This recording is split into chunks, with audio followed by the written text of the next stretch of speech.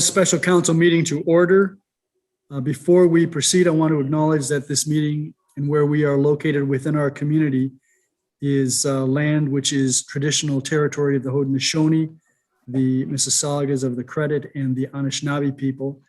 It's also subject to the Mississaugas Treaty at Niagara of 1781 and the Between the Lakes Treaty number 3 of 1792.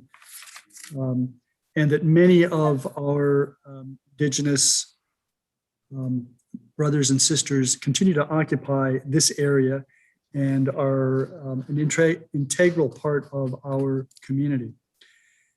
Madam Clerk, the roll call. All members of council are present, Your Worship, with the exception of Councillor Lubberts, who is having difficulty getting in. Okay. There is no addendum this evening, and I'm going to hold my announcements to the council and committee meeting, which will follow immediately hereafter. Are there any declarations of pecuniary interest for this special council meeting? Councillor Butler. Yes, Your Worship, thank you. I have a conflict of interest with the closed section A, number 5A. And that is because? Thunder Bay Beachlands, because my business does business with one of the members.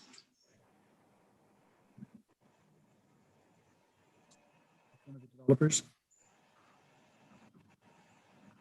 One of the developers? Councillor Butler, your business does business with one of the developers of this property? Yes. Thank you. Any other disclosures of pecuniary interest? If not, then Councillor Dubanow, I believe you have a motion for us to move into closed session. I do, Your Worship. Moved by myself, seconded by Councillor Zanko, that council does now go into closed session at 5:35 p.m. to discuss the following. Pursuant to Section 239(2)(c of the Municipal Act 2001, a proposed or pending acquisition or disposition of land by the municipality or local board, re Thunder Bay Beachlands. Thank you. Are there any questions or comments? And we'll monitor in the event Councillor Lubberts becomes available. Should we promise that we're not being taped and no one's listening? Okay. Yeah, let's do that. Can each of you confirm to me, and I'll do the roundabout, that you are alone in this meeting and you're not recording the closed session meeting? Councillor McDermott? I'm alone and I'm not recording this meeting. Councillor Zanko? I'm alone and I'm not recording this meeting. Councillor Dubanow? Left on mute. I confirm I'm alone and not recording this meeting, Your Worship.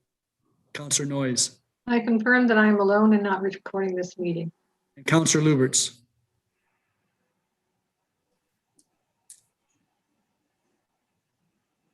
Are you able to hear me, Councillor Lubberts? Are you able to react? I hear you, but it's all static. Are you alone and are you not recording? I'm not recording this meeting. Okay.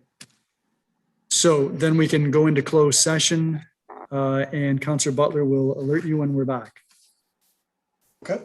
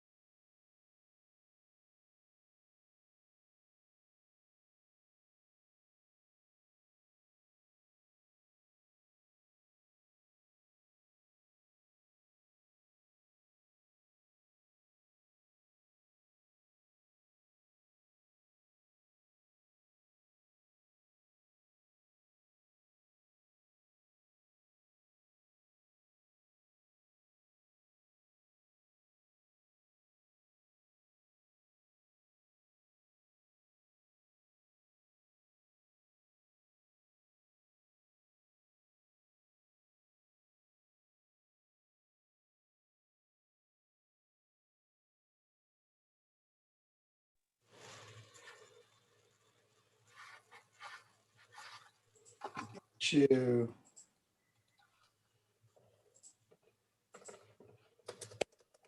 Okay, I just made you co-host, Carol. Can you use that same button to hop back in? It should be room 1.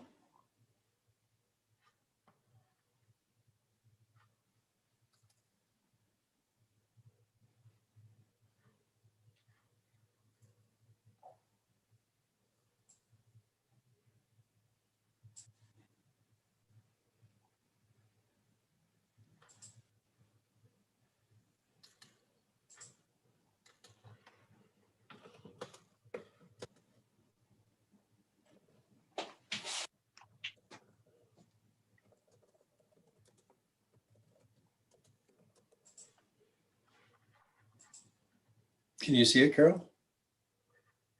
I did, and I clicked it. To move over? Okay, hold on.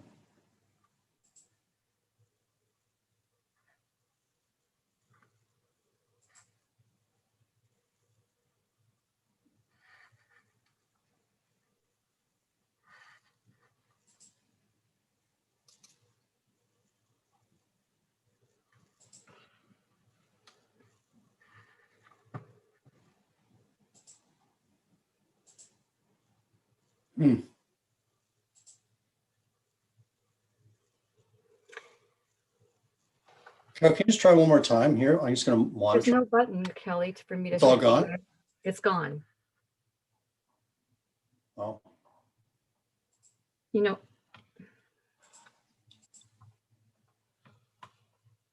okay. I'm going to have to pull everybody back in then, and we'll have to push everybody back out.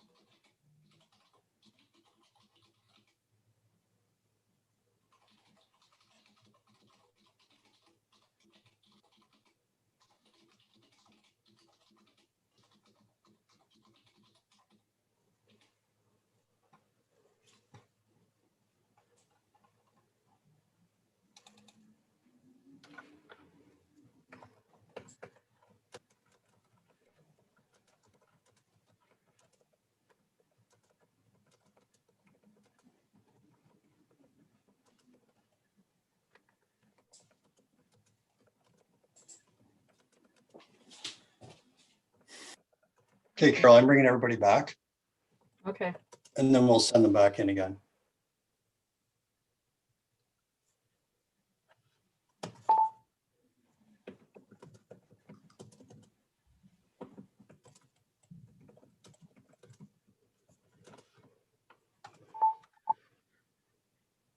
Sorry, everyone. We couldn't get Carol back into the closed session. So I think now that everybody's back and the room's closed, I can send everybody back again.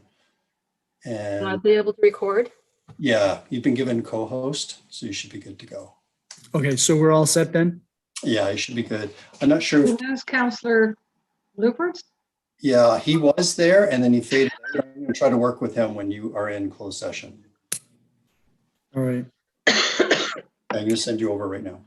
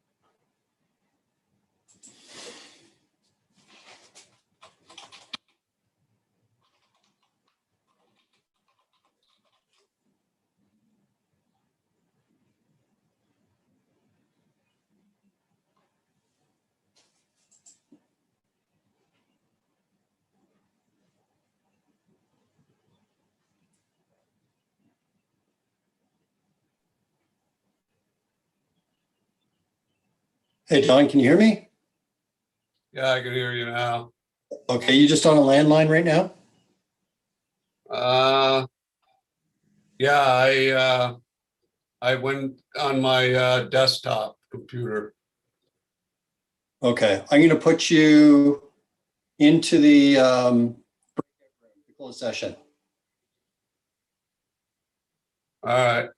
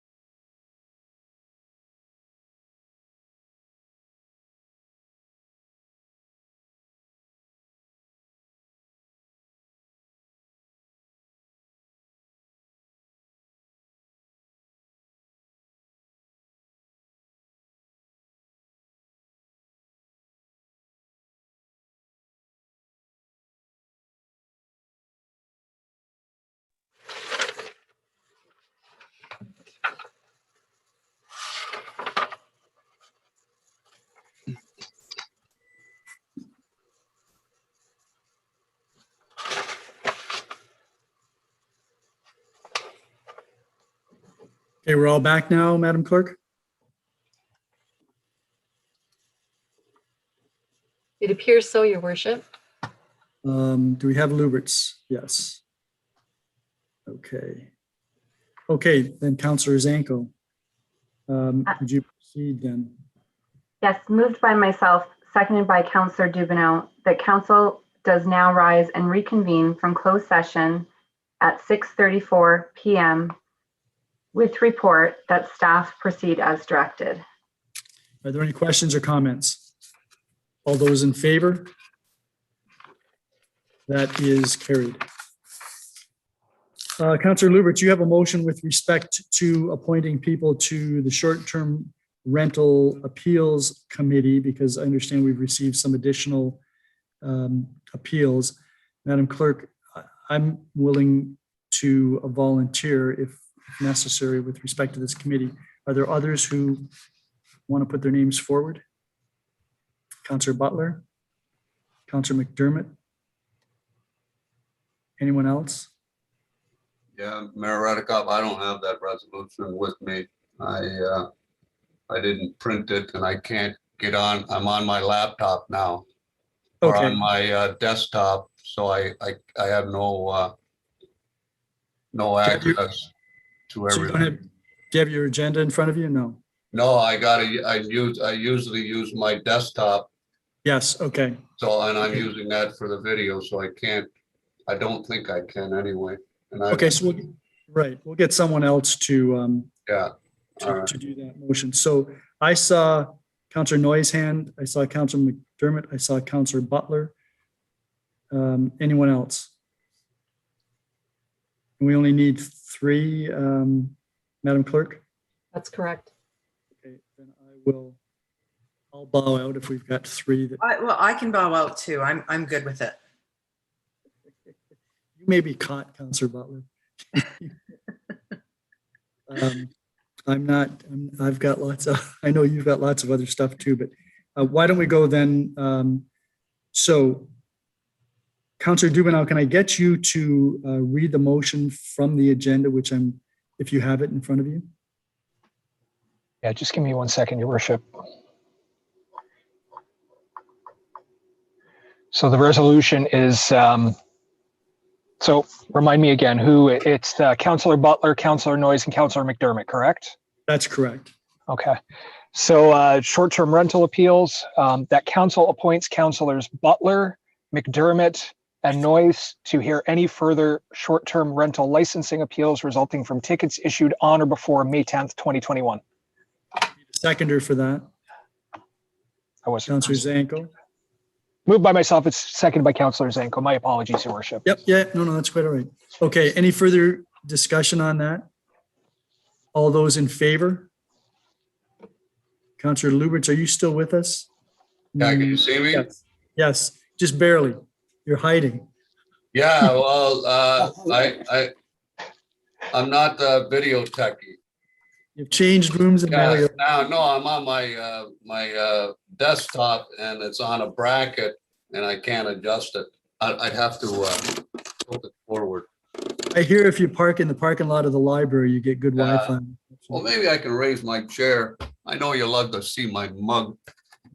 How's Okay, that? beautiful. Yeah, you too. Nice tie. You're Nice as tie. beautiful as you ever were. Okay. Councillor McDermott, you had a motion, but you're withdrawing that. That's the one with respect to vaccination clinics. Yes, Your Worship. And I'm going to make some comments on that when we get to the committee meeting this evening. That then takes us to consideration of bylaws, and Councillor Noyes, you have the resolution for first and second reading of the bylaw package as it is. Thank you, Mayor.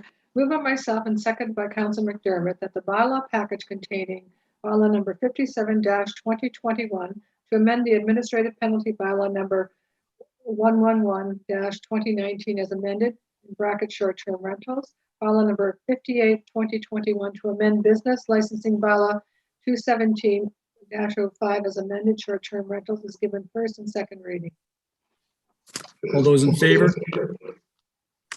None opposed, that is carried. Councillor Okay, so Councillor Lubberts, you don't have your agenda. So I wonder if I could prevail upon you again, Councillor Dubanow, to do third and final reading of the bylaw package, including bylaws 57 and 58.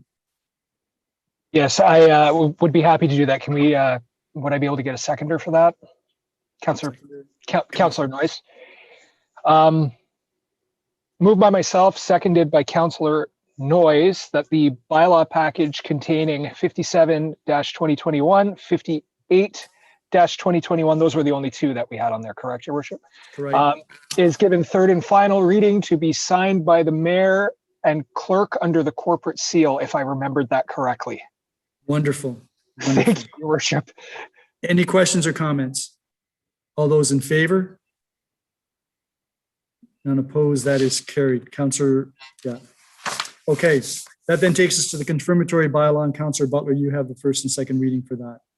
Yes, thank you, Your Worship. Moved by myself, seconded by Councillor Dubanow, that bylaw number 59-2021 to confirm the actions of council, its special council meeting held on May 10th, 2021 is given first and second reading.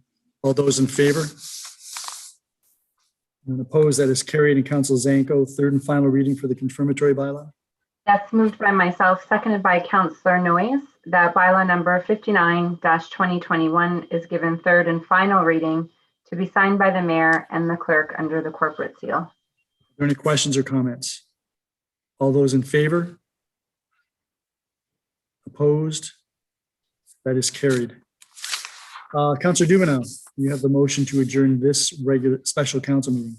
I do, Your Worship. Moved by myself, seconded by Councillor Zanko, that council adjourns at 6:42 p.m. to reconvene into a regular meeting of council on May 31st, 2021. All those in favor? None opposed, that is carried. So that then takes us to the council and committee meeting. And I think we'll just move forward. I'm going to call this meeting to order. Madam Clerk, the roll call, please.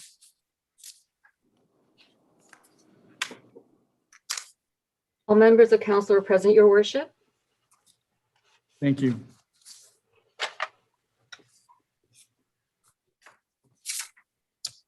There is no addendum this evening, just a few announcements. First of all, the last council meeting, I neglected to mention Mother's Day, which was yesterday. So a belated Happy Mother's Day. We have 3 mothers on council, and we have a number of mothers who are employed by the town of Fort Erie on staff. And I want to hope all of them had a wonderful day yesterday. It was a lovely day for much of the day. Started to get a little chilly later on, but I can't say enough about the things that mothers do and how they nurture and encourage their children and make our society so much better. So thank you to all of you. I have a lot of fond memories of my own mother. She's been gone for a long time, but she's still with me. She still hangs on my shoulder and reminds me when I'm going astray. Second thing I wanted to mention, and again, it's Nurses Week this week, and many of those nurses, coincidentally, are mothers. But I was listening today to one of the leaders of the nursing community talking about how absolutely burnt out the nurses are, how tired, burnt out, emotionally stressed they are and have been for the last number of months, and how they've been trying to keep things together, how they've been trying to keep our health system operating in an efficient fashion under extremely difficult circumstances. And we owe the nursing profession a great deal in our society, particularly because we have access to healthcare, and they're such a fundamental part of that healthcare system. And listening to that woman, she happened to be a woman, earlier today talking about what the nurses are going through, it reminded me of how much better it would be for them and for all of us if the people that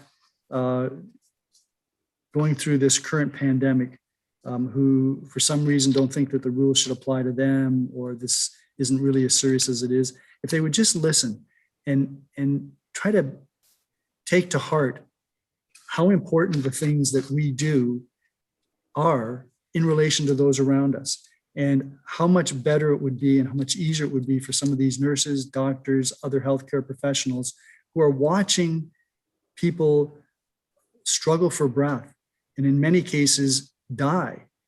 And it all couldn't be avoided for sure, because it's a virus that's insidious. But we could certainly be doing a lot more to help and assist these people and recognize the role that they play in our community. That kind of blended into my comments about COVID-19, and the town of Fort Erie is still doing quite well with respect to the numbers, because a lot of people are, the vast majority, I think, of people are trying to comply and are trying to be considerate of their neighbors, their families, their friends, those around them. There are exceptions, and I don't want to dwell on them. But I do want to talk about the fact that we've been doing well, and that's despite the fact that we haven't had a lot of vaccination clinics in Fort Erie. I recently corresponded, as members of council know, with Dr. Hergy to talk about that. He did respond. He's very prompt in responding to emails. I have to give him that, and didn't take issue with my request that there be more vaccination clinics in Fort Erie, which I know the members of council have been pushing for, and that Tom Cook at our CAO has been advocating for at the regional pandemic health table.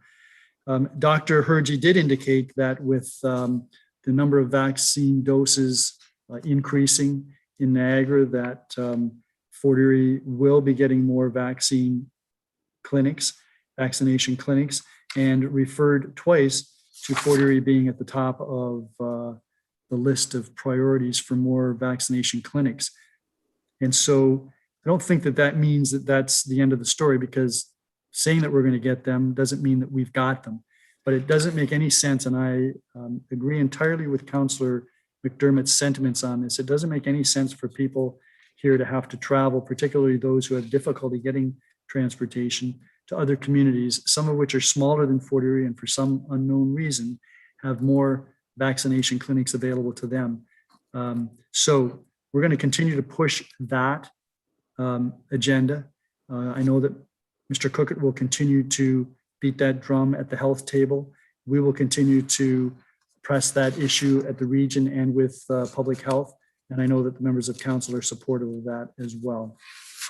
So having said that, all of that, that takes us to declarations of pecuniary interest for this evening's agenda. Councillor Dubanow. Yeah, thank you, Your Worship. I'll be declaring a pecuniary interest, and I apologize because I have lost it and now it's coming back up. Regarding PDS 17-2021, that's the Animal Welfare Protection and Control Bylaw Recommendation Report on the agenda. As the company I work for has performed contracted services for the Fort Erie SPCA, and an animal welfare protection and control bylaw may impact their operations. Okay. Are there any other declarations of pecuniary interest? Councillor Butler. Thank you, Your Worship. Yes, I have a pecuniary interest in IS-19-2021, as my company does business with the business that was awarded the contract. Okay, so let me just go through my agenda here. So that's in the consent agenda. So we'll have to take that out.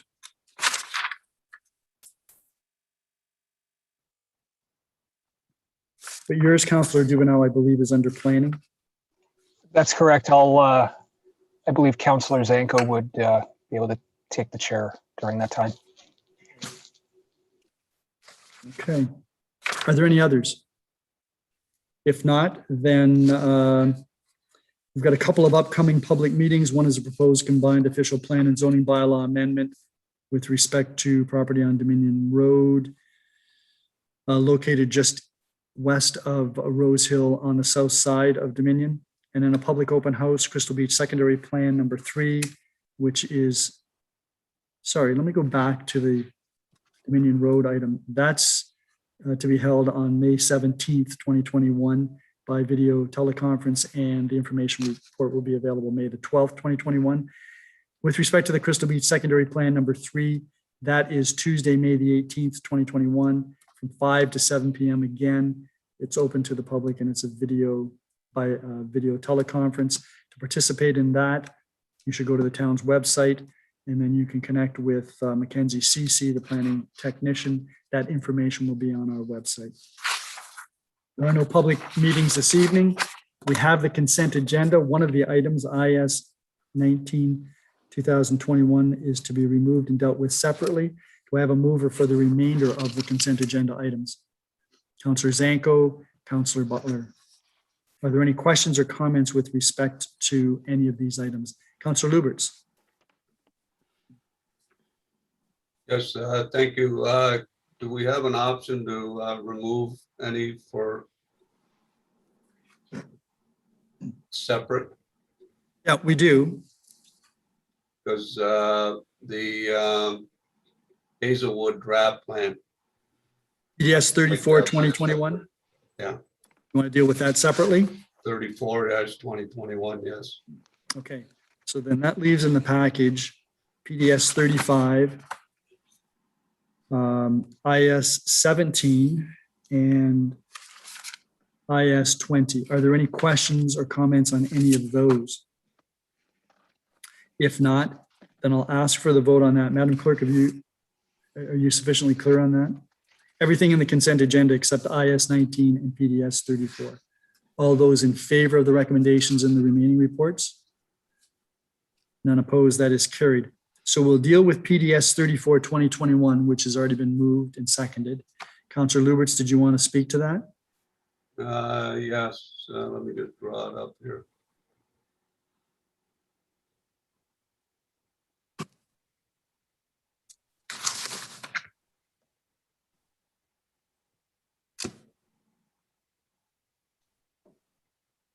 Your worship, Yes.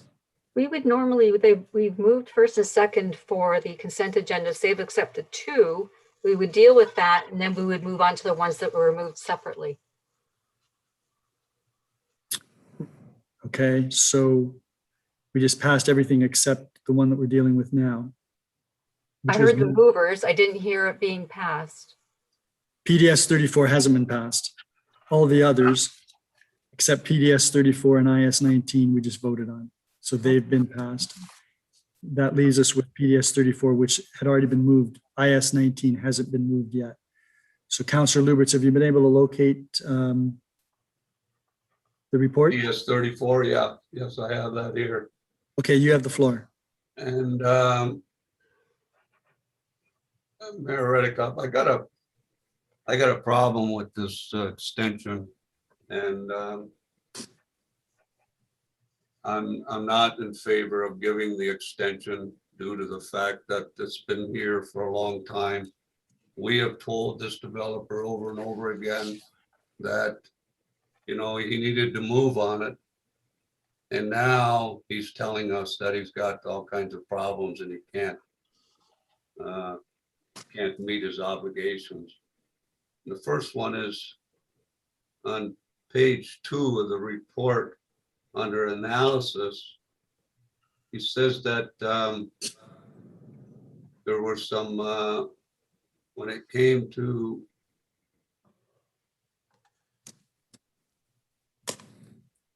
doing some of the work on 1831 and 34 on the conditions, there were some unforeseen delays. And I'm just wondering if someone can explain what were the unforeseen delays that they had? Sure. Ms. Dolch, can you comment on that? Through you to the councillor. So some of what happened was they proposed to store the stormwater in the road in a pipe system.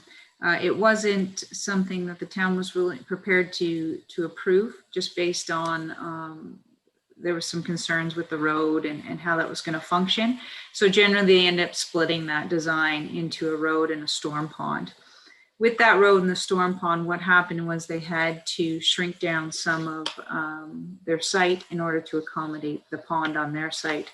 They did inquire whether they could purchase some town lands or put the pond on town land, which was denied. So they did look at some options and try to iron out some details for servicing during that period.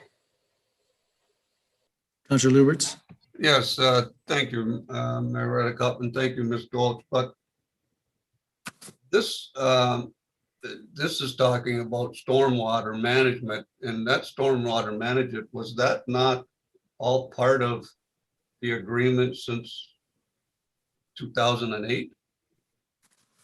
Ms. Dolch. Through to the counselor. So when you put a draft plan of subdivision, it's a preliminary stormwater design. It's not something we look at in great detail because we know there's going to be a detailed engineering design. And generally, it's just a concept. This is how they feel that they can, deal with the stormwater on the site. But in the end, it's down to the detailed design before we finally approve it, because we do need to make sure it works with all our requirements as well. Councillor Lubberts. So did it never ever come up? The detail, like when did they realize that the way that they were going to do it wasn't going to work? Just last year? Ms. Dolch, would you have knowledge of I that? mean, the preliminary design is, in my eye, you look at it, you bring your engineers in and you say, okay, this is what needs to be done and this is how we can do it. You need to know whether you can do it or not before you submit it to the town. You know what I mean? Like it doesn't happen together. You don't submit it and it works at the same time. It has to be engineered. You figure out, yeah, this will work, or no, it won't work. And they've been working on it since 2008. I can't buy into that. I'm sorry, but I can't believe that that's what happened. Anything further, Councillor Lubberts? Yes.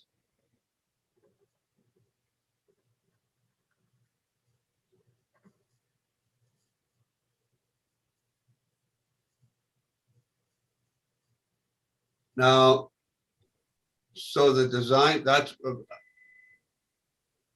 Ms. Dodge, that's what you were saying in the next paragraph. They were saying that they had challenges. It said design of these controls, which was the 100-year storm event.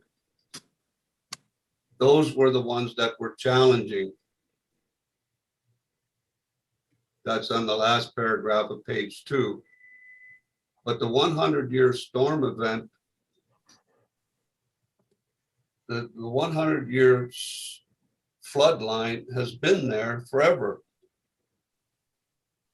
So again, when they tell you that it was challenging, I understand that it was challenging, but nothing has changed since 2008. It was always there. And they're trying to tell us that they couldn't figure it out.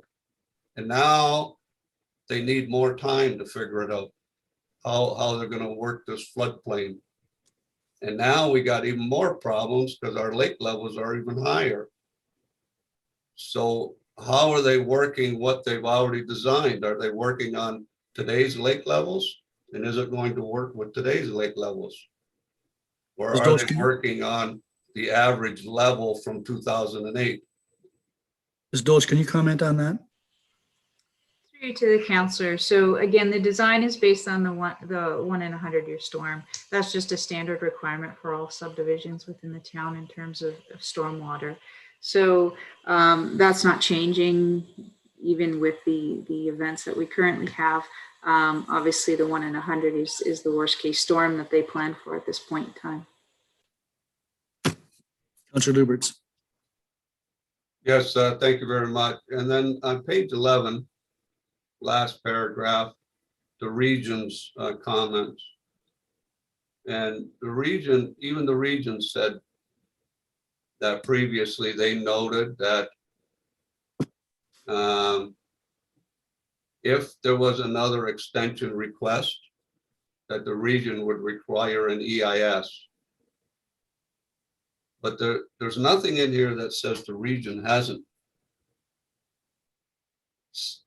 removed that condition. They just said that they've been working with the developer to help him get through these 3 conditions.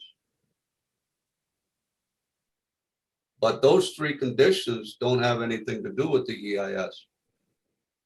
That's correct. And the region hasn't requested an updated EIS as far as I understand. Is that correct, Ms. Dolge? That's correct. They haven't requested it. They have indicated that they may require one if it's extended beyond this year. Councillor Lubberts.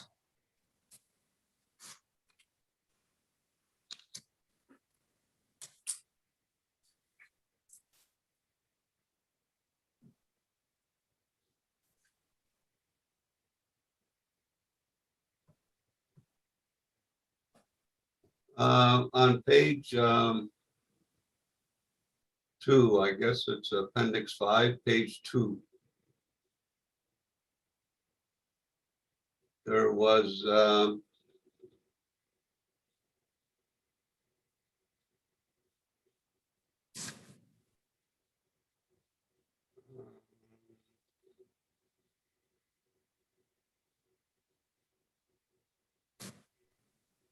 Miss Campbell, she noted that there should be some additional planting. And she said that the town may wish to consider the addition of the above noted species identified in the EIS addendum as part of the overall planning plan. And are we going to suggest that they use those species? Ms. Dolge. Through you to the councillor, yes, we will, if it was part of her EIS addendum, we will ensure that those species are incorporated. Councillor Lubberts. Yeah, so they're going to be using the native dogwoods, the red Oisler ulcer, or the gray and silky or whatever. That's what they're going to be using. Yeah, they will use, we will ask for them to use whatever was noted in the EIS addendum prepared by Lisa Campbell and Associates. So we'll make sure that those recommendations are incorporated into the final designs. Councillor Lubberts. Okay.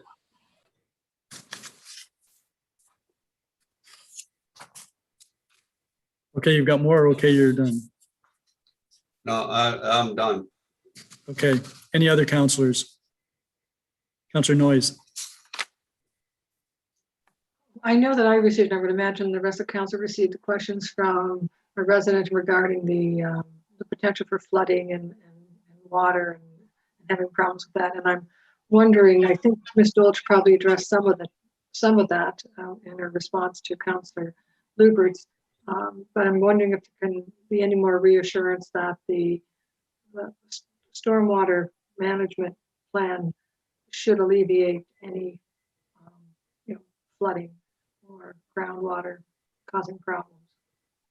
Ms. Dolge, are you familiar with the email that was sent to members of council? I think I forwarded it to you.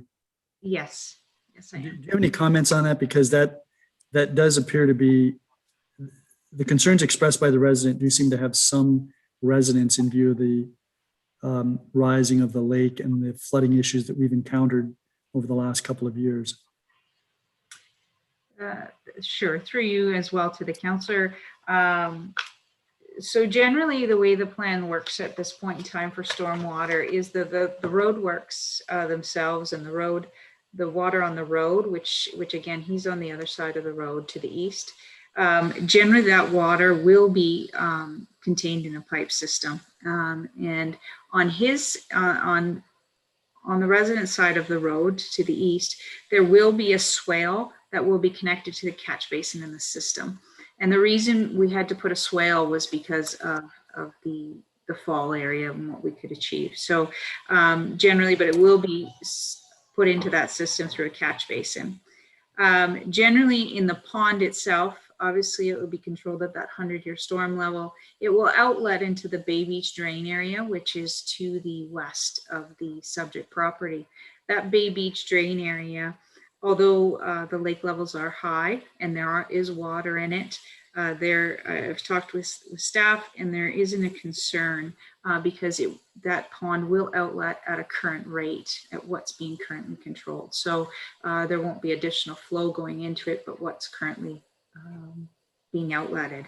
That pond has additional capacity in it, as well as the pipes in the road have additional capacity. So they felt from that perspective that they were comfortable with the design. I do know there is some still outstanding items that staff are looking at and are addressing, but generally minor items. Councillor Noyes, No, thank you for the explanation. Councillor Zanko.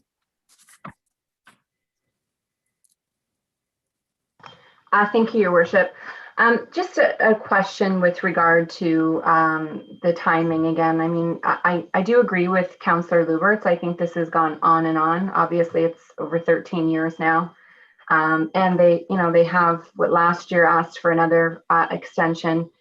If we do, or I mean, if this does move forward tonight, extending this agreement until December, is staff confident that that's going to be the last extension? Because if I do support this, I won't be supporting another extension. I can tell you that. Obviously that's just me, but I'm just wondering what staff's opinion with regard to this extension is. Ms. Dolch, do you have any? Sure, through you to the councillor. From what we understand, they should be in a position in the next couple of months to actually be through the system. They have submitted their approvals, their ministry approvals, so they're very close. Our concern was obviously when we say, we could have said, no, let's just extend it for 3 months, but unforeseen things come up all the time. So we wanted to make sure that this would be hopefully the last and final extension. Obviously, if there's concern from council, we can send that message as well as we've done in the past to them as well. Councillor Zanko. Okay, and yes, I mean, I don't know how my colleagues feel, but I definitely can tell you that I won't be supporting an additional extension. So you might want to convey that message to them if council does also agree with that. And that's everything. Thank you. Any other councillors? Ms. Dolch, the report itself says that both of these things will likely be accomplished by spring or spring/summer. Why wouldn't 6 months be an adequate period of extension? And that takes us to October the 5th from April the 5th when they should have had this done. Any problem with 6 months as opposed to the end of the year? So we've done this in the past and we've been bitten before by this where we've had to come back to council a second time. Obviously, we don't want to waste your time either. And obviously we do know that hopefully in this case, it'll be dealt with by the end of the year for sure. So we felt the request was a reasonable request. It just gives us some time in between to make sure there's no issues. And as I said, there are still a couple outstanding items that we need to address. I know the Director of Infrastructure had some additional items we do need to address with the consultants. So, you know, I would like to build in a little bit extra time because we're so close at this point. Councillor Butler, can I hand the chair to you? Because I want to make some comments on this. Yes, absolutely. Thank you. You know, this was approved in 2008, and we've had a number of delegations. Every time this request for an extension has come before us, and this is now the 7th time, we've had delegations, and there have been concerns expressed about the flooding, the wetlands, the wildlife, and why the region would have backed off the requirement for an updated EIS. I'm not exactly sure. There's obviously some sympathy, and I garner some sympathy from our staff to the developer who's been spending a lot of time on this, but 13 years is a long time, and we all know that the rules relative to development have changed over the past 13 years. And one of the concerns that I have is that these heritage plans that have been approved years and years ago were approved at a time when some of the requirements weren't as strenuous as they are, didn't take into account some of the implications of climate change, for example, and this is in a prime area. And I know that staff spends a lot of time looking at these things, trying to ensure that the drainage systems that are going to be put in place operate. But we've had experiences where that doesn't always pan out. So I'd like to move an amendment to this so that instead of December 31st, it would say that we agree to extend it to October the 5th, which is 6 months from the date when this plan of subdivision draft plan approval would have expired, which was April the 5th. That gives 6 months to this developer to nail down the balance of the things that it needs to do.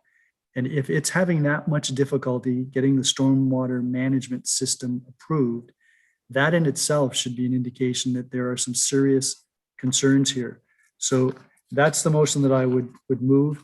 And I would like to add on the end of the recommendation that council will not further extend the draft plan approval. So there's two components to that, Madam Chair. One, October the 5th, 2021 for the extension, and no further extensions to draft plan approval after that. Okay, you're gonna have to help me out here. So that amendment is on the floor. Is there anybody that would like to speak to that amendment? Councillor Lubberts? Yes, thank you very much. And I'm just wondering, Mayor Redekop, if somehow we could also add in there that if an extension is requested, because they can always request one, that there would be an updated EIS that they know, that, or even in your motion, if you would add that they would have to be updated, because this is the problem that we're having too, is the EIS. So they need to know that the EIS is going to have to be updated if they come back for another extension as well. Councillor Lubberts, if I might, Madam Chair, we have the ability to impose any additional conditions that we would want.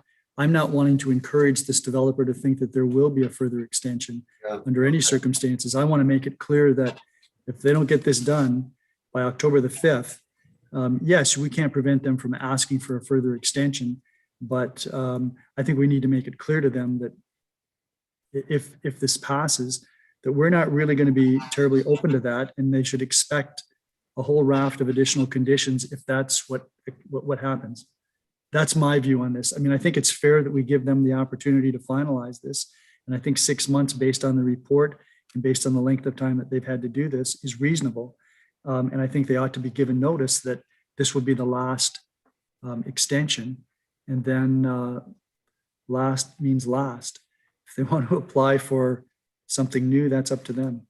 That's, on the one hand, I don't want to completely discourage them. On the other hand, I want to encourage them to either get this done or move on. Well, then in that case, I would support your motion, but I'm only supporting it because it's the last extension. And but I don't support giving them any extension in really, but because it's the last one, I'll give them till October. Is there anybody else that would like to speak to the amendment? Councillor Noyes? Thank you, Councillor Butler. Hearing what the mayor said, I'm very much in support. I think we all have experienced in the last few years the climate changes and the flooding and the issues, particularly with properties so close to a creek or so close to the lake. And the other thing too is that the mayor hit on something, is that the conditions for draft approval in 2007, 2008 are probably different now than they were then. And I'm just wondering, is there anything that the staff would recommend in regards to, as these requirements evolve, they usually show improvement. The reason we change some of the requirements is because there's a reason for changes, a reason for improvement. Is there anything that that was approved in 2007 and 8 perhaps would not be approved today? Ms. Dolch? To the councillor, no, every time we do an extension of draft plan approval, we actually update the conditions that we feel are necessary to update. If there's a change in agency, all those things we do update through the course of all the extensions. That's good to know. Thank you. Would anyone else like to speak to the amendment? Seeing none, I'll call the question. Councillor Butler, I actually had my hand up. I'm so sorry. I didn't. That's okay. I'm just wondering if we could. apologize. I'm just wondering if we could vote on the two items of the amendment separately. Sure. Sure, we can do that. So you don't have any other questions with respect to the amendment than just that particular one, correct? Yeah, I'm good with one of them, but not the other, and I want to support one, but not the other. So that's why I'm asking for this. Okay, so why don't we start with the amendment? Are you okay with that, first of all, Mayor Yep. Redekop? Yes. Yep, Okay. sure. Why don't we start with the first part of the amendment, which is to give the extension to the October 5th deadline. And I'll call the question on that. All those in favor? Okay. All those opposed? That passes. The next amendment is no further extension. All those in favor? Okay, that passes. And now the report as amended is on the floor. Would anyone like to speak to that any further? Seeing not, I will call the question. All those in favor? As amended? As amended, yes. That passes. Thank you. Mayor Redekop, I'll return the chair back to you. Thank you very much, Councillor Butler. That takes us to IS 19 of 2021. I need a mover in a second. I need a mover, just a mover. Councillor Dubanow.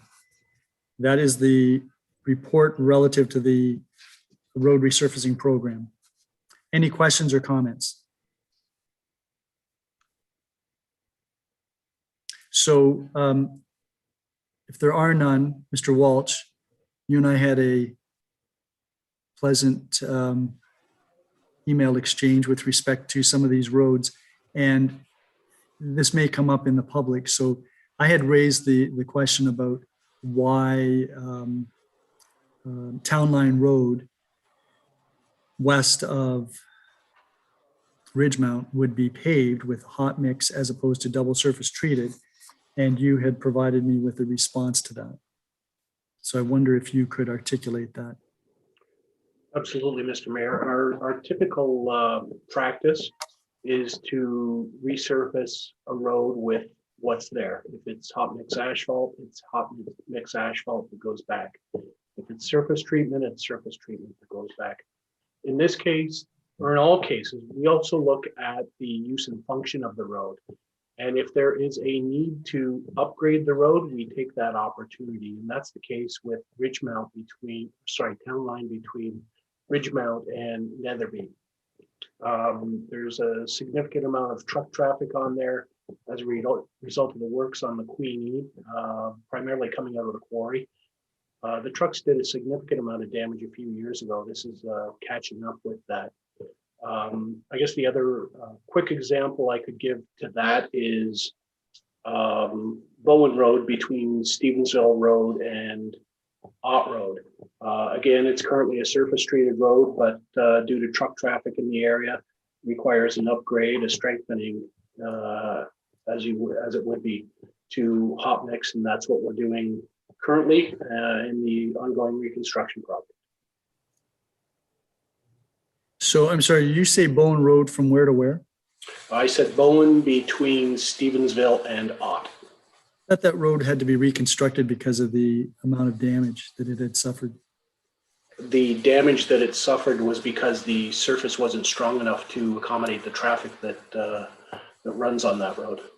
I see. So before it's reconstructed, there'll be some resurfacing to strengthen? No, Bowen is under reconstruction right now. It's part of the same project as Sunset and Gilmore.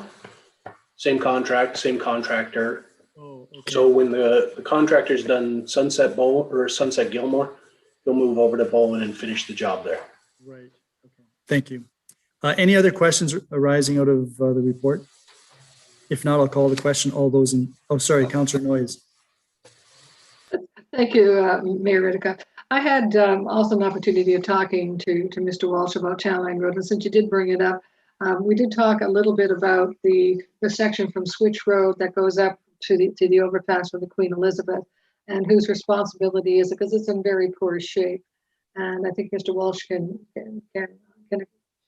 explain the answer. It's not us, which is a good thing, and also that the ditches will also be looked at. I think prior to road reconstruction. Mr. Walsh. Certainly, the approaches to the overpass on the Queenie for Town Line Road are under the jurisdiction of the Ministry of Transportation.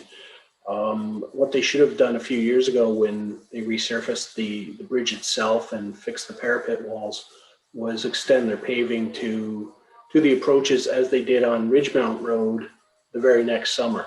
That wasn't done.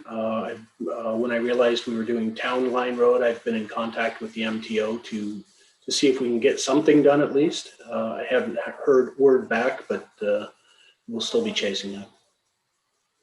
Councillor Noyes. Nothing further, thank you. Anyone else? All those in favor of the recommendations in the report? That is carried.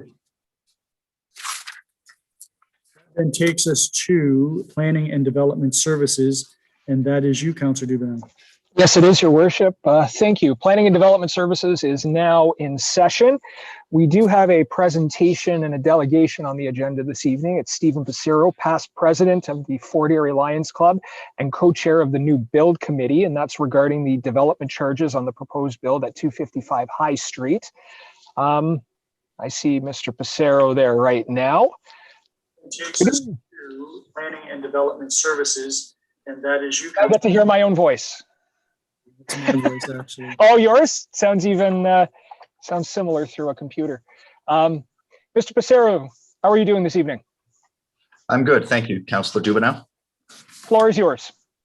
Thank you very much. I won't belabor too many of the points. I've been here a couple of times on this topic. I do appreciate the opportunity, and I would like to speak to the memo that has been circulated by staff in advance of tonight's meeting and based on the recommendation that you, Chair Dubanow, brought forward at the last council meeting. The one thing I have always enjoyed about our staff is they present councils with options, which I think is vitally important. However, I would like to comment on one of the options provided for your consideration tonight. I know that this council and previous councils have been supporters of affordable housing. I don't think that is up for debate. I think regardless of the direction you go in helping to make it financially palatable for those interested in pursuing a project like this is going to cost money. How you do that, when you do that, and which shall you take that money out from under, it's going to cost money at the end of the day. What I'd like to talk about tonight is what a delay into September or possibly later in the fall would do to the project on our end.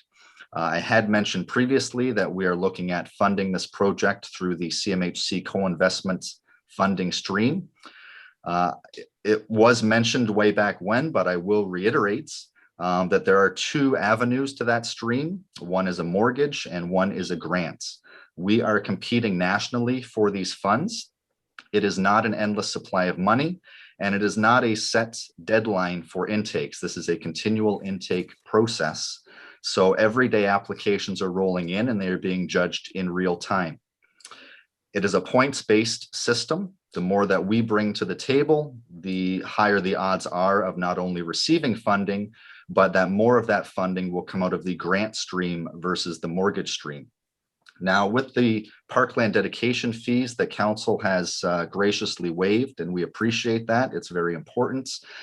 With those, in addition to the development charge fees that we are asking for tonight, even at the high end of the 191,000, we are looking at a council contribution of 0.015% of our total budget for this project. Percentage wise, it's not big on our end. So the question I have been asked is, why is it necessary? Well, it is necessary because of that points-based system. As I said, the more that we bring to the table, the more favorable it's looked upon as far as our application. To meet our current timelines, we would like to have our investment application submitted at some point in June. It is a 4 to 6 month waiting period for approval of these applications, putting us into September. Not only delays the project by 4 months, but it also has a number of variables that are now cast upon us. First, I'd like to mention that there is no guarantee that the new incentives that you will be contemplating will be in front of you in September, nor is there any guarantee that even if they are put in front of you, that they will be deliberated or passed by council in September. The further that we get on, the more variables come up that are not favorable to our project. One being funds, second being access to that funding. The last one I'd like to mention is there is talk out there of interest rates possibly rising at some point. Even a very small percentage rate as set forward by CMHC, which are the ones that set the tranche for this funding on a $21 to $25 million project. Those carrying costs do go up substantially. So I can appreciate why you have the options in front of you, but it's our hope that if this is a priority for council now, yes, it likely still will be a priority for council in September, as it has been a priority for as many councils as I can recall, either sitting on or attending as a delegate. This issue is not going away. It's only going to get exponentially worse as an issue going forward. The other option that could be contemplated is simply a letter that we could include in our package for CMHC saying that the municipality of the town of Fort Erie is looking at different incentives. That honestly will not go very far. A bird in the hand is worth 2 in the bush. Our application, as I said, is judged in real time. Once we put that application in, it's judged on its merits. As it stands, we cannot go on what ifs. The last thing I'd like to mention as far as the process goes is we have been targeting the month of June all the way along. Every presentation that we have given to council has said June for our application. And simply by waiting 4 months, there are far too many variables that we really just don't want to contend with. This is a need now. This need is not going away. We would hope for a council decision tonight. How staff choose to move that money around, I leave it to their excellent capabilities. But whether you say yes tonight or say yes in September, it's going to cost money. If council is serious about getting proponents to the table to build units that are affordable, and regardless of what moniker you put on these apartments, you know, I own market rents, affordable market rent, average market rent, subsidized, geared to income. It doesn't matter what moniker goes on there. Our goal as Douglas Heights, overseen by the Lions Club, is that every single one of these units is as affordable as possible. We need your contribution to help our application. We need as much of that application money to come in the form of a grant to lower our carrying costs to ensure that we can make these units as affordable as possible. It's going to cost money. There is no money to be had in building affordable units, which is why I believe ourselves and one other group that are looking at it at the current time that have advanced to this stage are not for profits. There is not profit to be made to truly make units affordable, and it takes town incentives to make it happen. I'm encouraged that come September, there will be another envelope or a couple more envelopes for funding, but it's all coming from the same place. It's all coming from the municipality of the town of Fort Erie. Whether we take it from the envelope available for us tonight or wait until September, it's still coming from the same spot. And my lasting message is delaying this for us for 4 months does have serious implications, many of which are not even known to us. So we would prefer that we do this tonight. We thank you for supporting the project in its entirety from a zoning point of view. We appreciate the parkland dedication fees being waived, but now push is coming to shove. And if council is supportive, I hope you'll be supportive tonight and not delay this any further. Thank you, Chair Dubanow. Thank you very much, Mr. Passero. Do any members of council have any questions for Mr. Passero this evening? Your worship. Yeah, thank you very much, Mr. Passero. You mentioned that this is 0.015% of the total construction cost. Yeah, we're looking at we're waiting for our Class D cost construction estimate, which will finalize numbers, but the numbers that we've been providing are anywhere from $21 million to $25 million construction costs for this project. And you've also this evening quite passionately spoke about how important this waiving of development charges is for the municipality. And yet this will be the third time that you've spoken to us about this project. The first time would have been, I don't know, 2-3 months ago. This is the first time that you've discussed waiving the development charges. And that's, I believe, in response to Councillor Dubanow's motion. If this was important, if it's important now, why wasn't it important 2-3 months ago? I don't believe this is the first time, Your Worship. We have mentioned this. We've also mentioned this with planning staff dating back to our pre-consultation phases. It was noted at the last meeting. Does this factor into our construction costs and our estimations? And yes, it does. And we have always been very, very forward with planning staff that this does figure in wholeheartedly to our costs. As far as the importance of it financially to the percentage, you know, could we go financially without this money? You know, we'd have to find a way to make it happen. But this is important on that other level I spoke of, which is the merits of our application going forward and municipal involvement and investment. So I don't want to put words in your mouth, but to paraphrase you, this has been raised with municipal staff, just hasn't appeared in any of the reports, nor has it been mentioned in any of the delegations before us. I think that's what you're saying. Yeah, I believe that's one of our consultants, if not Gord or Susan, but I do believe that this has been raised in some form, maybe not formally for your consideration. However, it was put in the recommendation report, and that's why I'm speaking to it now. Yeah, I'll have to ask staff to point me to that. I don't recall seeing that. Thank you very much. Yeah, if I could, Chair Dubanow, Your Worship, it was mentioned in the staff report as an option, and Councillor Dubanow simply put that forward as he'd like to pursue that option. Right. Thank you. Thank you, Your Worship. Councillor Noyes. Thank you, Councillor Dubanow.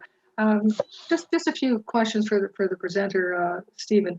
Stephen, just for clarification, if council does not approve the waiving the bylaw for the 33 units, the market rate units, are you saying that you're not going to put forth the application for 4 months? Or are you saying if you think you're going to get the money, you would delay it?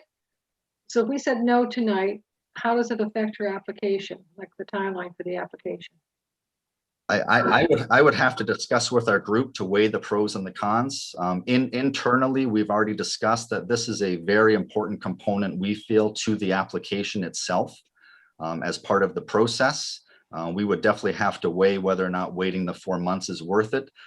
As I said, we would be very concerned as to what could transpire over the next 4 months. And I cannot reiterate enough. I know you have an issue before you coming up next that many people thought would maybe be straightforward, and it's been deferred 2 or 3 times. So there's no guarantee that this will actually be before council come September, and there's no guarantee it would actually be deliberated on. But in one way, shape, or form, we're talking about incentives now or incentives come September. We're hoping that tonight we can at least move forward on this.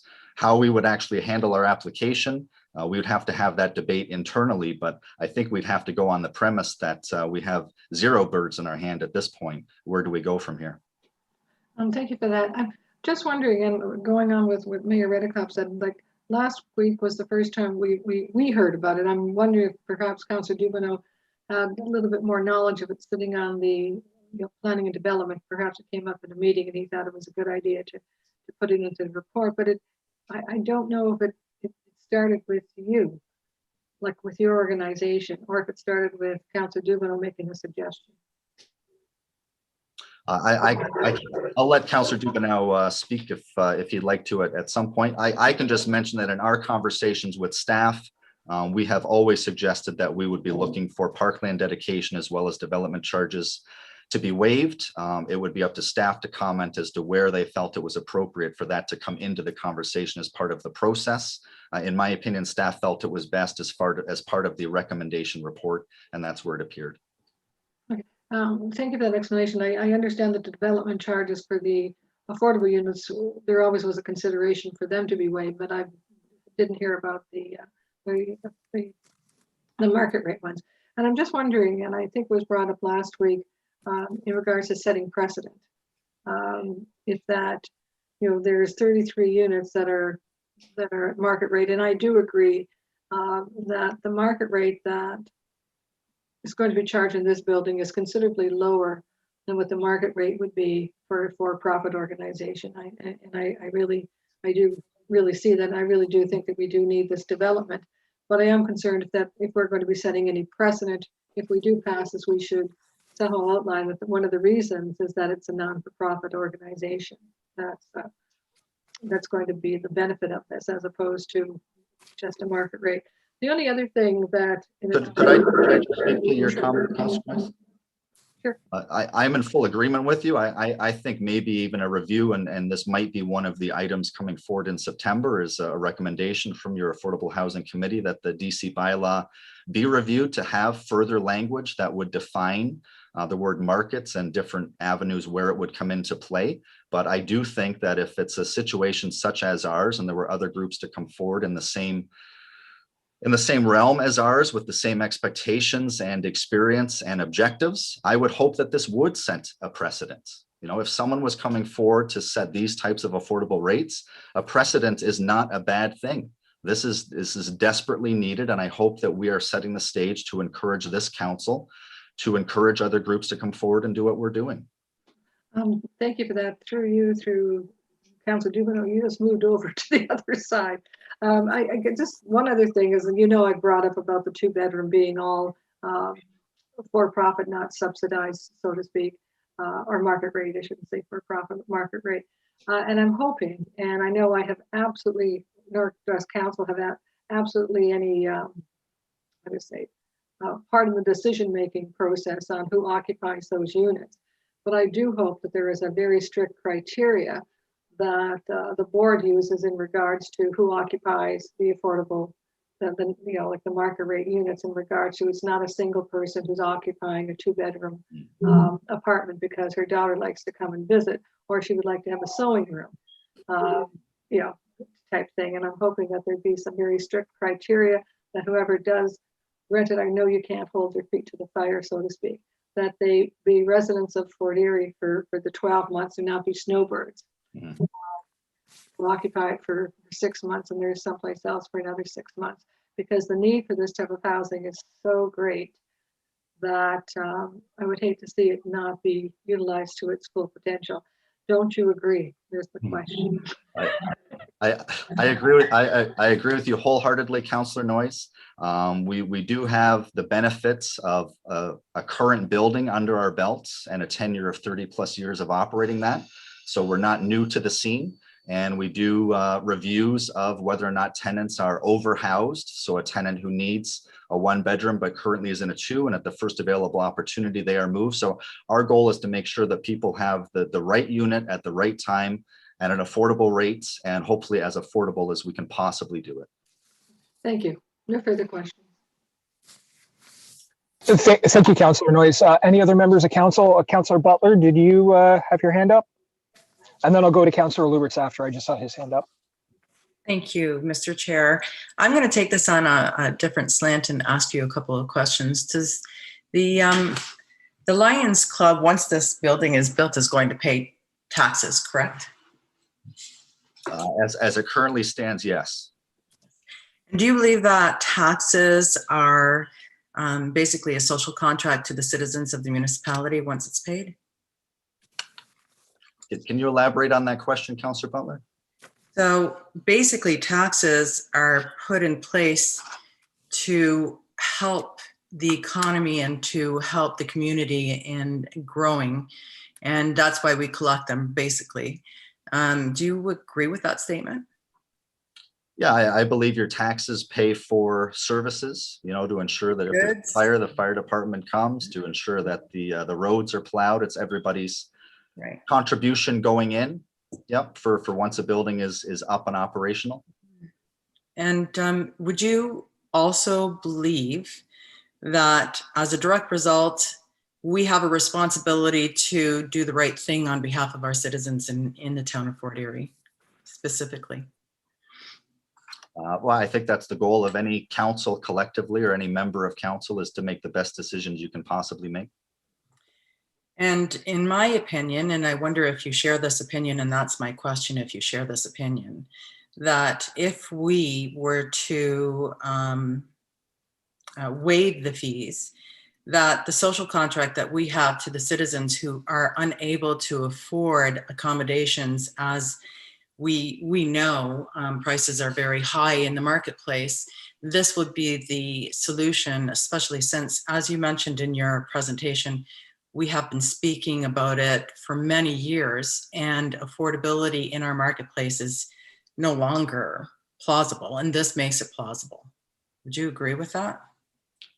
I do agree with you, Councillor Butler. We are not under any false pretense that this is going to solve the affordable housing crisis in the town of Fort Erie, or even make a drop in the bucket, to be honest with you. But this is 60+ units that didn't exist a year ago, and hopefully will exist 1 year from now. More importantly, we're hoping that the work that we've done, and the work and the decisions that you're doing right now, and tonight is a big decision as a part of that process, paves the way for other groups to come forward to say, yes, it is possible to build an affordable housing building in the town of Fort Erie. It's not a pipe dream. It's not a vision. It's not a futuristic, we hope this could happen. It's actually happened. A group has done it. The town has supported it, not just verbally, not just in principle, not just through resolutions, you know, not just raising of flags. The town has actually put some money towards this, actual dollars, and it is happening. And others, if you're interested, the town of Fort Erie is welcome to looking at your opportunities and your proposals. Thank you. Thank you, Councillor Butler. Councillor Lubberts. Yes, thank you very much, Mr. Chair. And Stephen, thank you very much. You mentioned earlier that you're applying to CMHC for the funding, and that this funding is an ongoing thing with CMHC. They have this all the time? Or is there a deadline? So there is no set deadline as far as, if I could use an example, Councillor Lubberts, when the town issues an RFP, you set a date, and that's when all the applications have to be in, or all the proposals have to be in, and you judge them pretty much all at once. This is a continual intake process, so they are judged in real time as they come in, and they are dealt with as best they can with the funds that are currently remaining. The federal fiscal year end, you know, March 31st, whether or not there's money left all the way to the end, whether or not they replenish the fund. That's one aspect of the equation. That's one variable X. The other variable X I would mention is whether or not they change their criteria to the program. Right now, this criteria would be very beneficial for our application in the town of Fort Erie. Whether or not the government changes that going forward, it could be a whole different ballgame. So any length of delay changes those variables. I can only answer the best I can with the knowledge we have right now. So what you're saying then is this funding is only available on a year-to-year basis through CMHC? Well, every year. I don't know anything about it, but is that what you're saying? So every year they either replenish it or yeah, and we would hope that there would be still money coming forward year after year after year, if not an increase in funds. Our concern would be more mainly to the criteria that would be established and changing. And I know we were the victims at one time before when we had made an application for funding, that even after the application was submitted, the government changed their criteria, and our application was no longer deemed relevant. So it's just, you know, with any time that the variable X's mount up. Okay, I'm a little confused as to, there's no deadline as to when you can submit your application, yet you don't know it from year to year if the funding is going to be there. Yep. No, you're I- absolutely, you're absolutely correct, I- Councillor Lubberts. It's like, you know, any other funding proposal, whether or not it's a not-for-profit like us or the town of Fort Erie. You submit an application and you get a no back that says, sorry, we can't support your funding. You know, it could happen, it could not happen. There's a tremendous amount of money that's been set aside through CMHC. There is every year, but as I mentioned, we are competing nationally for these funds. But more importantly, I can't reiterate this too often. It's important to us to have a full package and a fulsome package to present to CMHC because we need to get as much money given to us on the grant side of the stream versus the mortgage. Anything we can do to lessen our mortgage lessens our carrying costs, which means more affordability of the units. Yeah, I get that, but I'm trying to stay on line with the deadlines. And I'm not sure that if the deadline is December 31st, then I would think that the application would have been submitted January 1st so that you're the first ones online, just in case the money runs out, because the money could run out in June as well. Yep. And but when you're talking about the point system and your application is going to be geared towards your point system, and the more you can put in the package, the better it is. Now, in the report, it says that the region's not going to waive their development charges. Is that going to take your funding away?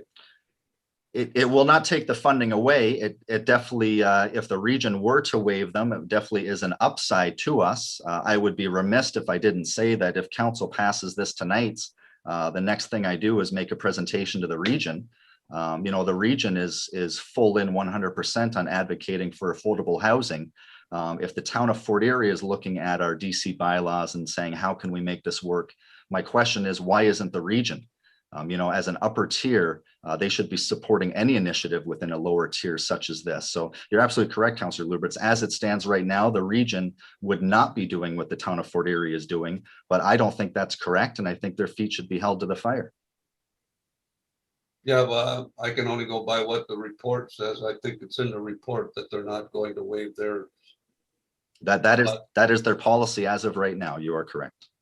But are you saying that if we don't waive the development charge for the town of Fort Erie, that CMHC would deny your application because you didn't get enough points? No, I definitely do not want to say that. That is not correct. Our application would still get submitted. Our application would still be reviewed. However, based on their scoring criteria and how strong they felt the application would be, that would dictate how much funding we would receive as a grant and how much would be a mortgage. We are confident that based on all the other criteria, we would get funding. It's a matter of which of those two streams the funding would be put into and what percentage rates. And by the town of Fort Erie contributing these dollars, it bolsters our application. It just overall makes a better case. We can't go back a second time to make a first impression with a funding application. So now, what was the percentage that of the cost of the development? 0.0 what? So my math, if we did the 144,000 for parkland dedication fees, along with the 191,000, which is at the high end of the DC charges, if that was all the units were one bedroom, I think that brings us to 337 and change. Out of I took 22 million on the lower end of our budget, is about 0.015%. 0.01. Yeah, but that's just an illustration as to how it works on our end financially. That's still dollars that this council has to decide whether or not this is enough of our priority to commit those dollars. For us, it's not just the dollars, it's more so the optics that the municipality is fully behind this project. Yeah. So I'm just trying to figure out this point system, because if I'm looking at an application and I'm going to award points, how many points would I award for 0.01% of the development? Would you get 0.01 point? 0.0. And how much is that going to affect the decision as to whether you get the funding or not? What I'm trying to get at is, I don't know if it's that low of a percentage of your project. I don't think it's going to carry too many points as well. So I don't know that it's really going to jeopardize or threaten your application and your approval from CMHC. If I could just respond, Councillor Lubberts, at the end of the day, I can't speak to how the application will be reviewed in full technicality, but I can say that an application with a town or municipal contribution of 0.015 will definitely be looked upon more favorably than an application with a municipal contribution somewhere else in the country of 0.007. You know, it's a sliding scale. Yeah, but I would think that you're going to get more points for 3% than 0.015. Councillor Lubberts, yeah, I don't know either. I don't know.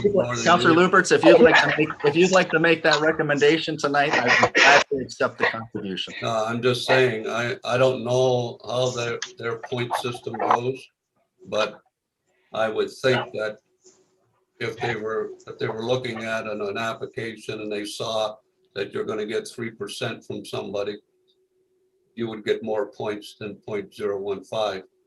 And I don't know that 0.015% reduction in funding would hurt your application. I appreciate your comments, Councillor Lubberts. Yeah, thank you. Thank you, Mr. Chair. No, thank you, Councillor Lubberts. Any other members of council have any questions? Councillor Zanko, Councillor McDermott? Okay. Thank you very much for your presentation this evening, Mr. Passero. Thank you, everybody. All right, so that now takes us on to the reports for the, oh, you know what? It does take us on to reports, but I have a pecuniary interest and I'm wondering if I can hand the chair over to Councillor Zanko for PDS 17. Yes, you can. And PDS 17, based on the memo, it's going to be postponed until next week. So, Madam Clerk, do I need to do anything with this? Yes, Chair, you need someone to move the postponement to May 7th. Okay. Councillor Butler, are you moving the postponement? Okay. Are there any questions with regard to the timing of the postponement? Seeing none, all in favor? Okay, that carries. And Councillor Dubanow, would you like me to keep the chair or do you want me to hand the chair back to you? We have PDS 31. No, I'll resume the chair. Okay. All right. Thank you for that, Councillor Zanko. So now we move on to PDS 31-2021. That is the proposed official plan and zoning bylaw amendment for 255 High Street. Now, Madam Clerk, are we voting on the entire report this evening or just the issue of the development charges? Just the issue of the development charges. The other ones are already voted on. Okay. Here. And that's already been moved by myself. So I'm assuming that's on the floor and we can go right to questions or comments from members of council. That's correct. Councillor Butler, and then I'll go to Councillor Noyes. Thank you, Mr. Chair. I'm going to support the waiving of the development charges. I think that we have, for a number of years, stood firm in our resolve in trying to resolve affordable housing issues. This is one way of doing that and putting some skin in the game. This building, once built, will become an income generator for our tax base as well, something that we wouldn't have had prior to this.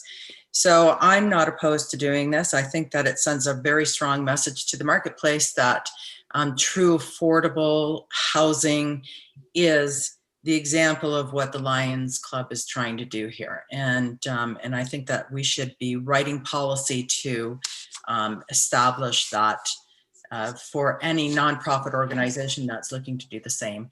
And I know that Ridgeway is going to be coming up hopefully soon as well. And I'd like to see that happen for them as well. So I wholeheartedly support this. Thank you. Thank you, Councillor Butler. I'm going to go to Councillor Noyes now and then Councillor McDermott after. Thank you. I just wanted some clarification because the numbers here for the parkland dedication, we are waiving about 124,000. But if we waive, and if we waive the fees for the 33 market rate units, it's 298,000, almost $300,000 for that. So we're looking at about 420 now. Is that 300,000 for the market rate? That's just for the 33 units. What are we waiving for the affordable units on top of that? Ms. Dolch, perhaps you can clarify, because I think it's only 18 units that would end up being the DC charges waived on now. Is that correct? Through you to the councillor, that's correct. So the additional information we received from the Lions Group was that the extra 15 units were actually subsidized by Niagara Regional Housing, which would then qualify under our exemption clauses under the DC bylaw under section 3.8. Of that, with regard to the 18 units that are remaining, those will be at average market rent. Again, they've indicated it would be set by NRH, but there's no subsidization with that, so it doesn't qualify under our DC exemption. So it's just those 18 units that you're currently looking at, and that's for a total high end of 191,232. Councillor Noyes? Okay, thank you. I'm just looking at page 12 of 118, and I'm just trying to get my head around the numbers. Exactly, if we add the parkland, waiving the parkland dedication, and we waive this, what is the total amount that they're asking for development charges? Ms. Dolch?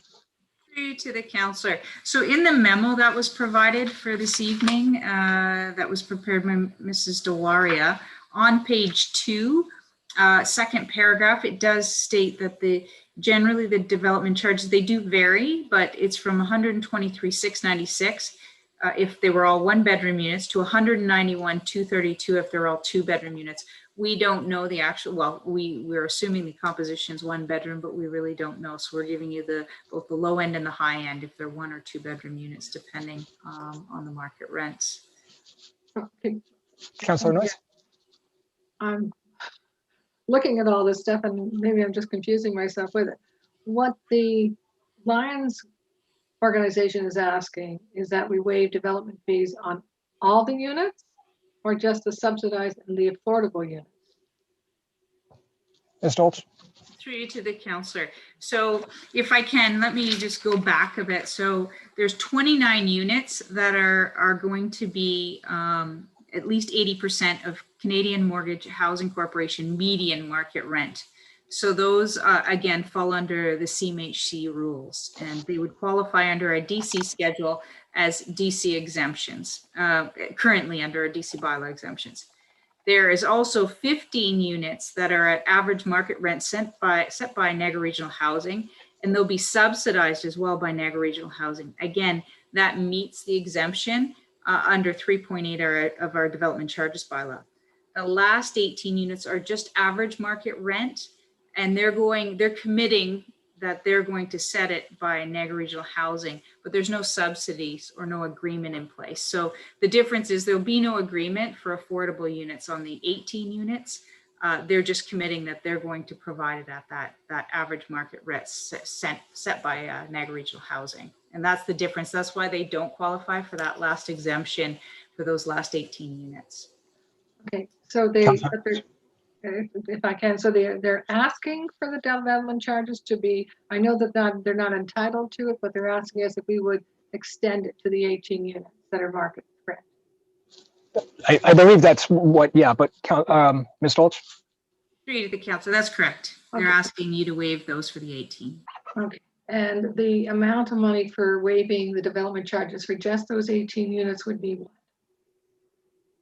It's ballpark. I know that you don't know if they're 1-bedroom or 2-bedroom or whatever. Through to the councillor, it would be worst case scenario would be 191,232. Okay, thank you. Thank you, Councillor Noyes.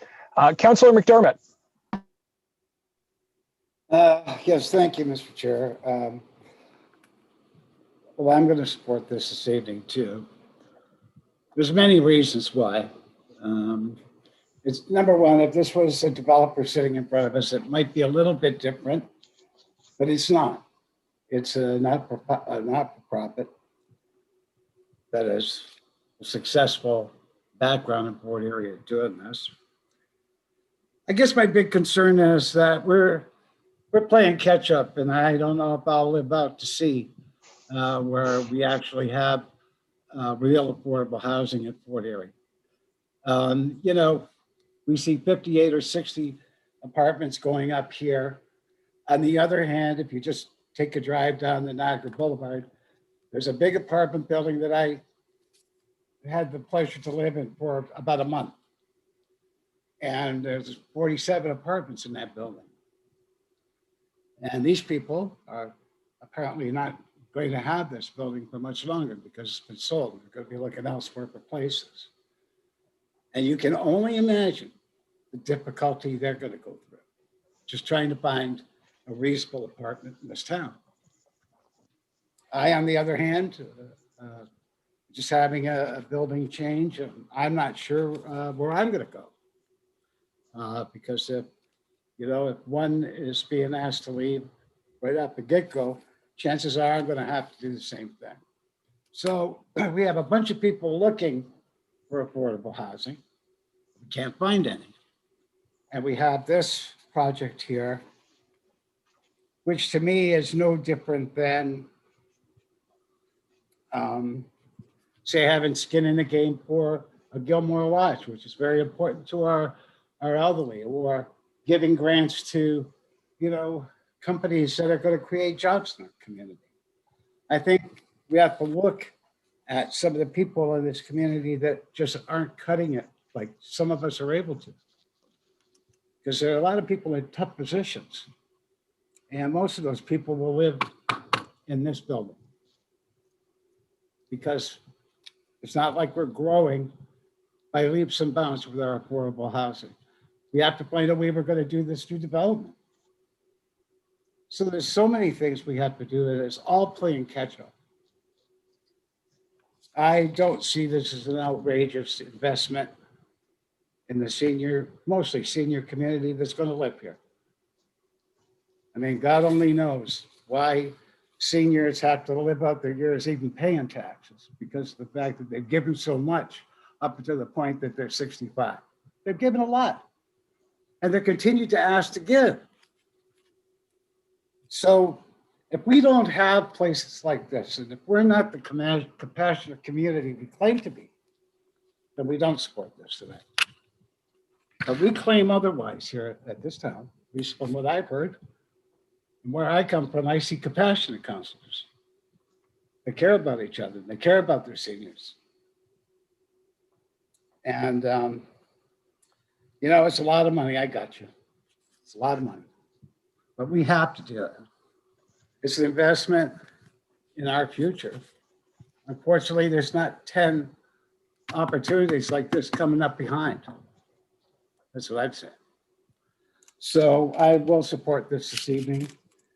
I know it's a hard one to swallow sometimes, but you know what? We have to do it. Thank you.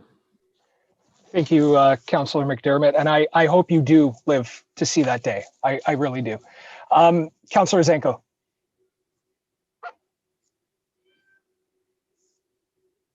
Thank you, Councillor Dubanow. I also support this, and I mean, there's many reasons, like my colleagues have mentioned, to support this. The main reason for me is, we are encouraging developers to consider affordable housing when they are putting in new development. So I think if we're encouraging developers, we have to show how we are committed.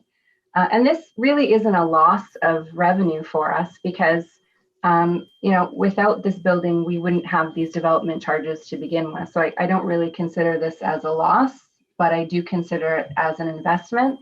And I think it will also speak volumes to future developers that come to the area when we're requesting affordable housing from them. So I will be supporting this as well. That's all. Thank you. Thank you, Councillor Zanko. Your worship, did you have your hand up? I did. Yeah, go right ahead. So I don't want to sound like the skunk at the garden party. I don't want to sound like I'm overly technical. I understand the issue here quite clearly, and I'm quite sympathetic to trying to find means to provide affordable housing to our community. But I want to start by saying this simple fact. This money will not incentivize one new affordable housing unit, because all 18 of these units that we're talking about are average market rent. They're not within the definition of affordable housing. Now, I don't want to get overly technical, despite the fact that I'm a lawyer, but that's the reality.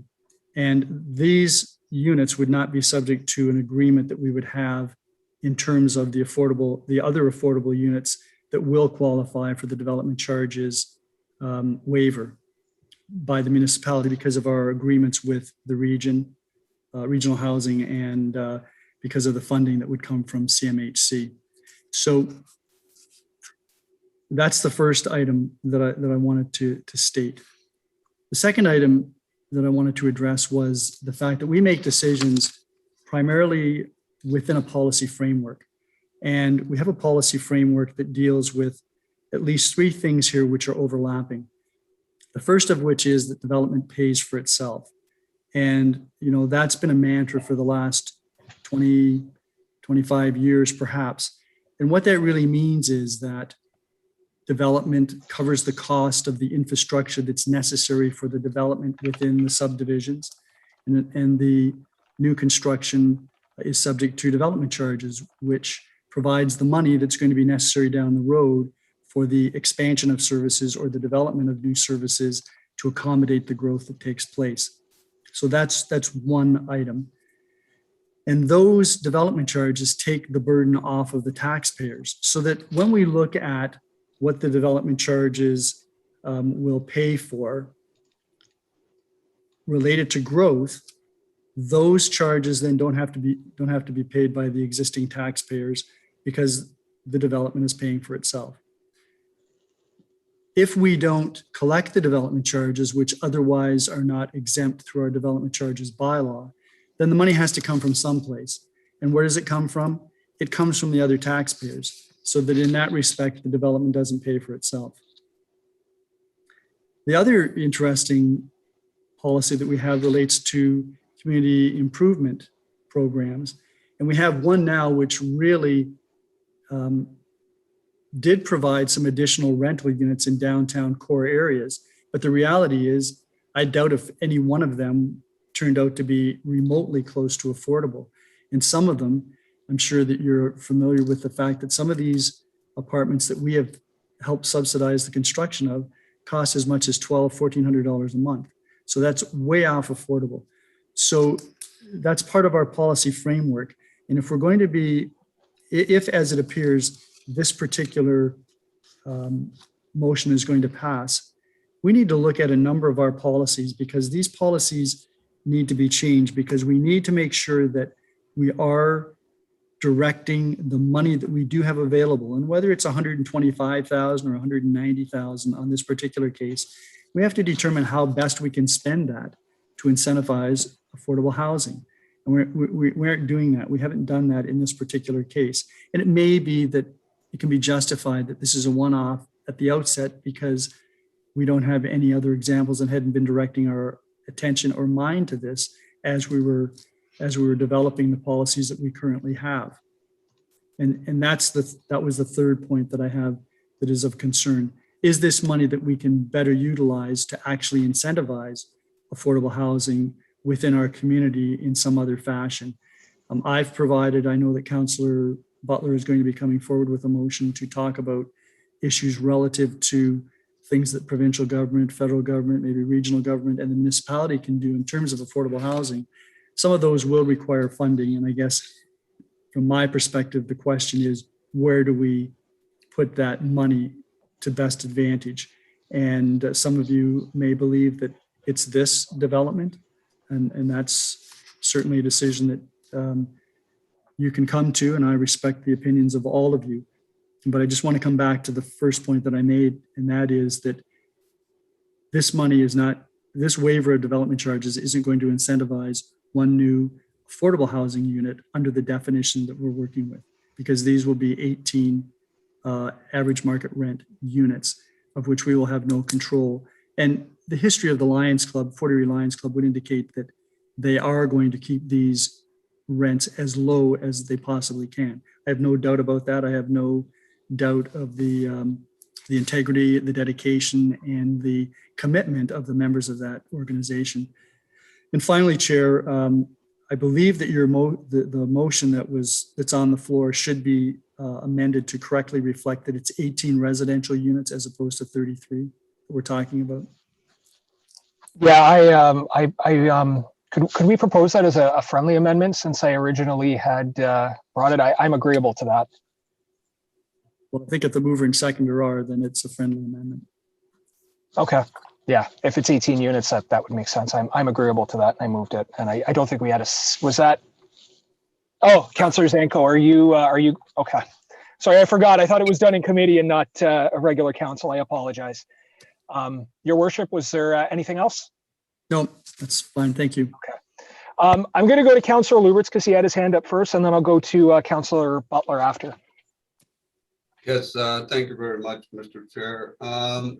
Kira, looking at what we've got, we're looking at the remaining 18 units. So we have waived the DC charges through section 3.8 of our policies, right? Ms. Dolch? To the councillor, yes, we've waived the DCs we would waive the DCs for the 20 at building permit stage for the 29 units and the 15 units that are also subsidized by Niagara Regional Housing, because there's an agreement that they 29 and 15 we've waived. Yes, or we will waive eventually when it would be at time of building. So the remaining 18 units, they're looking for additional DC charge exemption. And I just want to go back to the point system. And I know that the same thing with Mayor Redekop, you don't want to get technical, but I don't know how the point system works, but there's probably some provision in the application in, you know, how are they getting funding? Who's helping them with their funding? And is this town of Fort Erie helping them with their funding through DC charge exemption through their policy? And if we are, you get so many points for that. I don't know that they would get additional points for additional DC charge exemption. And we have a policy, like Mayor Redekop says, and 3.8 of that section 3.8 of that policy, we dealt with, and we met that, and we gave the Lions what we give them on our policy, and to give them the other 18 units,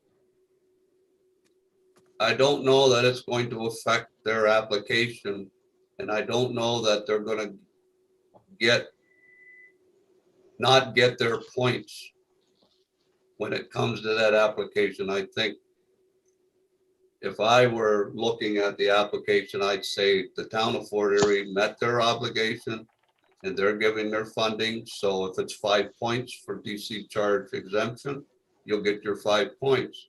I don't know that they're going to give them an extra 2 points because they got additional. And the point system, and I think CMHC is always looking at the affordable housing aspect of it.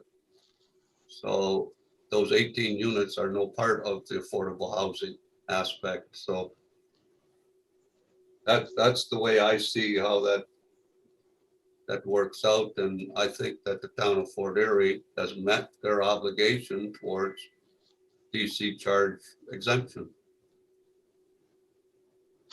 Thank you, Councillor Lubberts. Councillor Butler. Thank you, Mr. Chair. I just want to say, and I'm sure the other councillors feel the same way, that I too respect what the mayor had to say in his input, and it was a thoughtful deliberation of his points. But I did want to address something, and that is that most developers get into this game because they're going to make a profit. And development in itself and development charges are not something that they truly have a problem with, because they write it into the cost of doing business and they pass it on to the consumer. This is totally different. This is a nonprofit organization. This is an organization that has no way of passing the costs on to someone else. And if we were to look at the tax revenue that's going to come in from this, even if they were to charge those 18 units at market costs of $1,400 per unit, it's probably barely going to cover the cost of the taxes that they're going to be paying to the town of Fort Erie. So is it going to be a profitable thing for a nonprofit organization? I don't think so, because the money's going to still keep going in for the upkeep of that building. I think, again, that if we were to take a look at what we've done as a council in the past, and recently I didn't, but the rest of council did, because I had a conflict of interest, did pass a motion to grant $4.5 million in tax relief over a period of 10 years.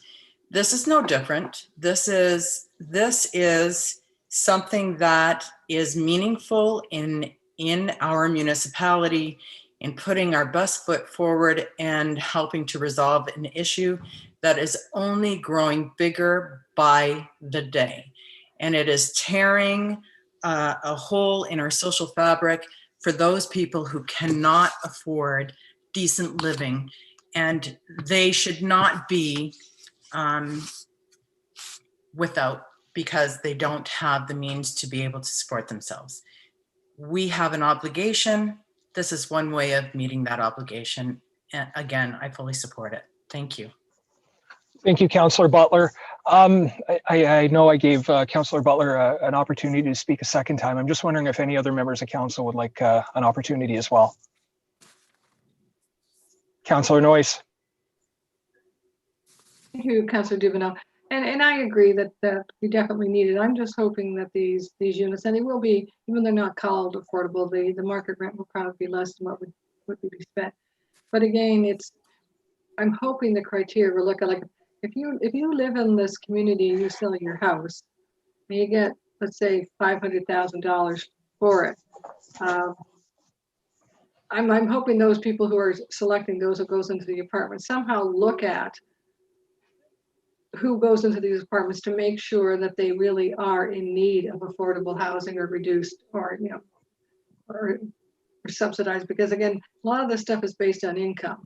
And if you sell your house for $500,000, that's not considered income. You can put the money in the bank and still qualify for the housing.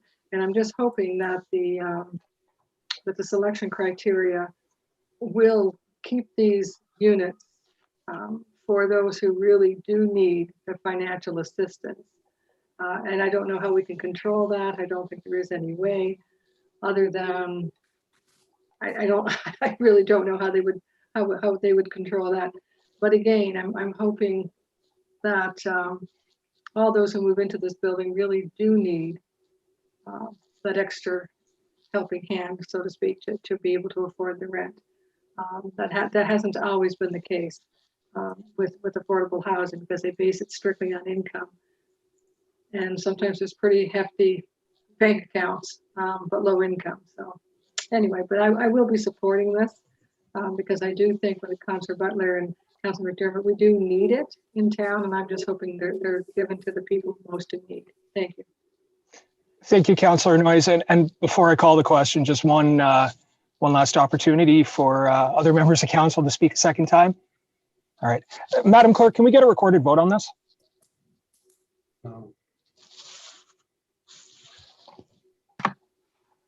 I just want to bring up a point of order with that. Yep. Because actually, in our rules of procedure, you're not supposed to take a recorded vote in council and committee.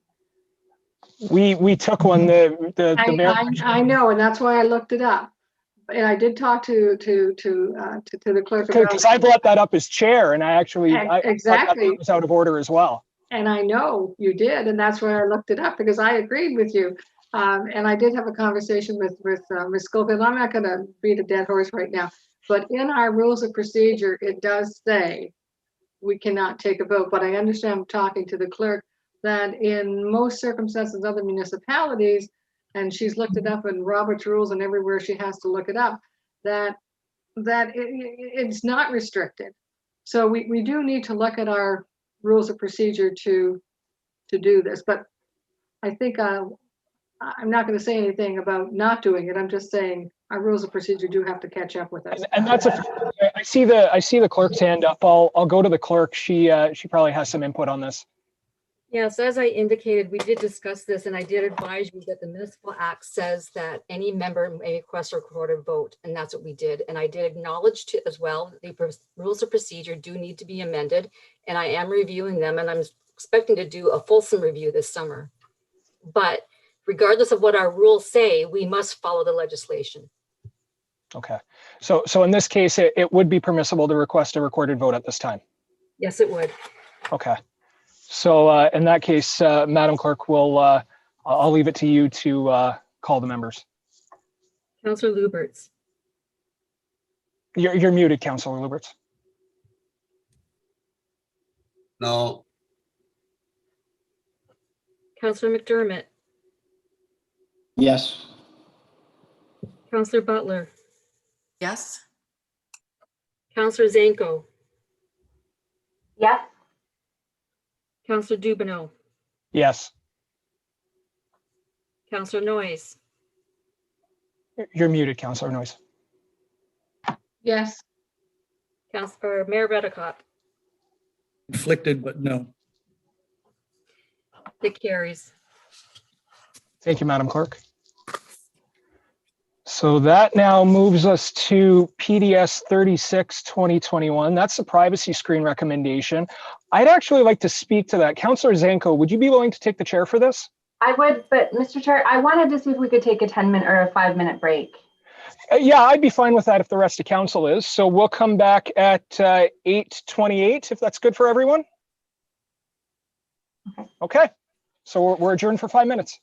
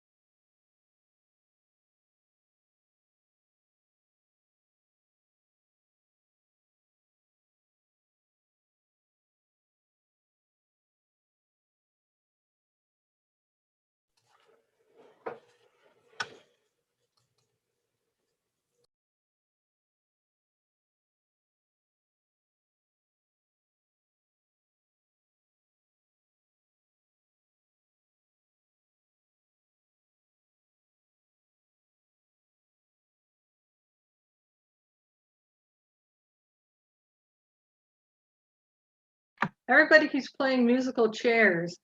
I'm looking. You're over here, then you're over here, then you're over here. Yeah, it gets bounced around. I think I pretty much stayed where I was the entire time. No, not on my screen. No, it's you. Oh, You not on always your stay. screen. No. Yeah. So I'm always looking for people moving around. I guess it's a cognitive test. The exercise we get. Yeah. I started cycling again. That's nice. Oh, the weather's a little better. Yeah. Yeah. Up to Point Dubanow and back every day. Really? No. Good for Yeah. you. I try to. I try. Yeah. Along the trail? Sometimes I go in and out, kind of Ridgeway by the lake. I'll go in through there and kind of go in through subdivisions and stuff, but I try to get a good portion of the trail. Sometimes I'll go up to Black Creek as well along the boulevard and then back down through Pettit and all in through there. It's fun. I enjoy it. I mean, what else is there to enjoy anymore? It's funny, Nick, Cycling. Yeah. it's funny, Nick, when you said cycling, my old medical hat came back on. I'm thinking, oh, cycling. We usually refer to that like with mental illness, like manic depression, and you're cycling. And I'm like, oh, Don't tell that to my you're wife. talking about a bike. Yeah, don't tell that to my wife. You'll give her ideas. Because that's how we refer to someone who's going through the stages that they're cycling through. I've heard that before now that you say it. So when you said that, I'm thinking, oh, poor boy, the kids at home must really be driving him crazy. Oh, goodness. Anyway, I think everyone is back. Councillor Dubanow, can I just point out to you that the next item on the agenda is the Burley Road. My apologies, Your Worship. Yes, we'll do that first. I skipped over it. I think everyone's back though, and we can resume. So in that case, thank you, Your Worship. It's actually PDS 33-2021. That's the information report number 3, proposed zoning bylaw amendment for 0 Burley Road North. Can I get a mover for that? Councillor Zanko. That report is now on the floor for questions and comments from council. I'll go to Councillor Noyes and then Your Worship. You're muted, Councillor Noyes. Thank you. I did receive a lengthy email today. I think probably most of us have. And so I just wanted to address some of the questions so that the person who sent it has some answers. In regards to some of the questions that he had was the deficiencies. He listed 3 deficiencies, and in regards to the property has 10.5 meters of 48% deficiency in frontage, 20 meters is required for R1 zoning. And there, I'm going to list all 3, and perhaps Ms. Stolch can address them, because I think some of it has to do with that this is an existing lot of record, and it is an existing small lot. So some of the R1 may not apply to it as they would to a new lot. The property has 409.3, 32% deficiency in area, 600 meters squared is required, and that the driveway on Burley Road is not in compliance. The driveway is 4.4 meters. So the lot line is measured from the shortest distance as per town policy, which requires 7.5. So I'm just wondering if Ms. Dolch can address those 3 issues. Yeah, Ms. Dolch.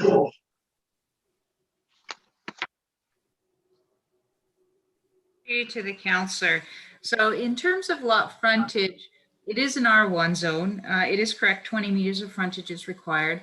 But generally, if this lot, because it is an existing lot of record, had 12 meters of frontage, it would be permitted as of right because it's an existing lot of record. So normally for those existing lot of records, we require the 12 meters of frontage. Obviously, this is less, and this is the reason for the amendment. In terms of the lot area, it is correct. It is required to be 600 square meters. This is 409.30. Obviously, it is a small existing lot of record. So it needs to, the amendment is to reduce it to the 409.30. In terms of the driveway along Burley, They have moved over the driveway. And the driveway is 7.5 meters from the corner, is shown on a sketch in Appendix 2. Thank you, Ms. Stolch. Councillor Noyes? Thank you for that explanation. In regards to what's deemed to be the front of the house and what's deemed not to be the front of the house, does it make a difference in regards to where the driveway would be? I know there was a concern that the only reason they're putting a driveway off of Burley Road was to make that the front of the house. But I think in all the correspondence that we've had over regarding this, it's always been 0 Burley Road. So that doesn't change regardless of where the driveway is, would it? Ms. Stolch? The councillor, that's correct. It wouldn't change. It's based on our zoning bylaw and how we determine frontage in our zoning bylaw. And that's determined on the smallest lot, or smallest frontage, which would be Burley Road at this point. And that's why it's 0 Burley Road. Thank you. Thank you, Ms. Stolch. Thank you, Councillor Noyes. Your worship. There's no need for a daylighting triangle, or is there? Ms. Stolch? Through you to his worship. We will be looking at a daylighting triangle. We can ask them for it as a condition of zoning. But normally when a person's building on a lot, unless it's done through subdivision, we don't take a daylighting triangle. But if there's some concern for the daylighting triangle, we can definitely request it.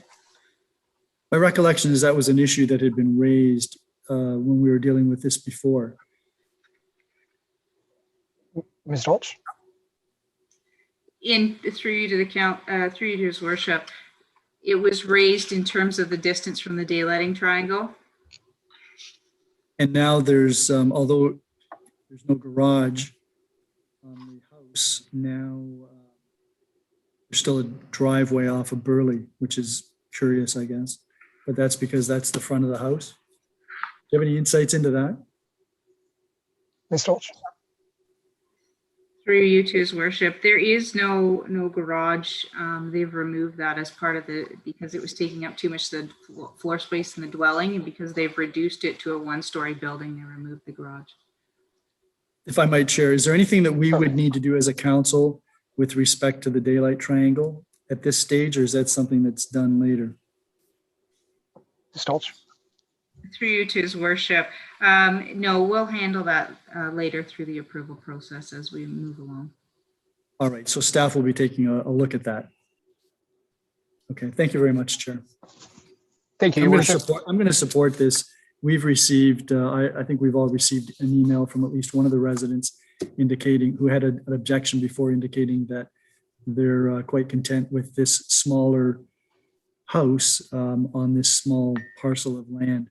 And although 1,100 square feet seems small now, generations of children were raised in houses that were 1,000 to 1,200 square feet. So yeah, that's good. Thank you. I was one of them, Your worship. Councillor Lubberts, I saw your hand up.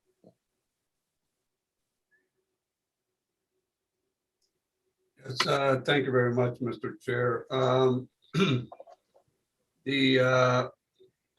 The driveway that's coming off of the side street, what is that, Bethune? It's The Burley. other side street, Jewel. Jewel. Is that an additional driveway that they're installing, or was that already there? Ms. Stolch, or I'm perhaps even Mr. Vanderveen might be able to address the issue of the driveway. Yeah, I can answer that. Thank you, Councillor Dubanow. Yeah, that would be a new driveway. There's no driveway there currently off of Jewel. Okay, and we've all seen the emails, and now this application has changed from a 2-story to a 1-story. But originally, the report that came to us was for information purposes. So I had a discussion with Ms. Dolch yesterday, and we talked about making sure that the application remains at 1 story. So do we do that now, Ms. Dolch? Just make sure that it stays 1 story and it doesn't get changed to 2 or 1.5? Ms. Dolch? To the councillor. So on page 4 of 9 of the report, we have suggested that council limit the height of the dwelling to 1 story through the site-specific zoning amendment. So it is something, if you want to direct staff to bring back the recommendation to limit and the bylaw, the draft bylaw to limit the height to 1 story, we definitely can do that. It is something we're suggesting only because it's something we've communicated out to obviously the residents at this point that it would be a 1-story dwelling, and I would hate to see it come back, in a different form at building permit stage. Yeah, so do we just make that request or do we gotta make a motion? I believe someone has to move that as an amendment. Would that be correct? This is an information report. Oh, okay. So if it's an information report, I'm going to, but I'll believe that staff will take that into account and provide it at the recommendation report stage. If you want to move that, No, as long as staff brings it back in the report, the recommendation report that it's remain 1 story. Okay, I think that would work. Height limit, what is the height limit, Kira? 14 feet? Ms. Dolch? The eave trough or something? Through you to the councillor, the height they're proposing with their dwelling is 18 feet. Thank you, Ms. Dolch. Okay. All right, so it'll remain So- 18 feet? So, yeah, I'm going to, I don't want to speak for staff, but I'm going to assume that they're going to take that input, and when they provide us with the recommendation report, that'll be contained for the zoning bylaw amendment that eventually comes to council. Yeah, because as it stands now, Mr. Chair, that's what everybody is agreeing on, that it's just going to be 1 story. So I want to make sure that that's what they build. Nope, a prudent request. I completely see where you're coming from, Councillor Lubberts. Are there any other members of council who had any questions or comments? Councillor Noyes? Thank you, Councillor Dubanow. No, Councillor Noyes, my apologies. I neglected to ask if any other members of council had an opportunity to speak because you already spoke. I apologize for cutting you off. I just want to make sure other members of council had an opportunity to speak before I went back to you. That's my fault. I apologize. Okay. I don't see any hands up. So Councillor Noyes, it's the floor is yours. Thank you, Councillor Dubanow. And I just wanted to go on page 4 of 89 or page 4 of 9 of the report. The second paragraph there, it just kind of talks, I think one of the reasons some of the people are having a hard time understanding why this house is being proposed, et cetera, and why the planning department are supporting the application. And I think they're having a hard time understanding that the difference between creating a new lot and a non-conforming lot that's been in existence for many years. And I'm just wondering, Ms. Dolch, the second paragraph on that page explains it quite well, that these changes are acceptable because of the age of the lot and its non-conforming lots if they were created prior to 1990. Can you explain that a little bit to those who don't have the benefit of this report? Yeah, Ms. Dolch. Sure, through you to the councillor.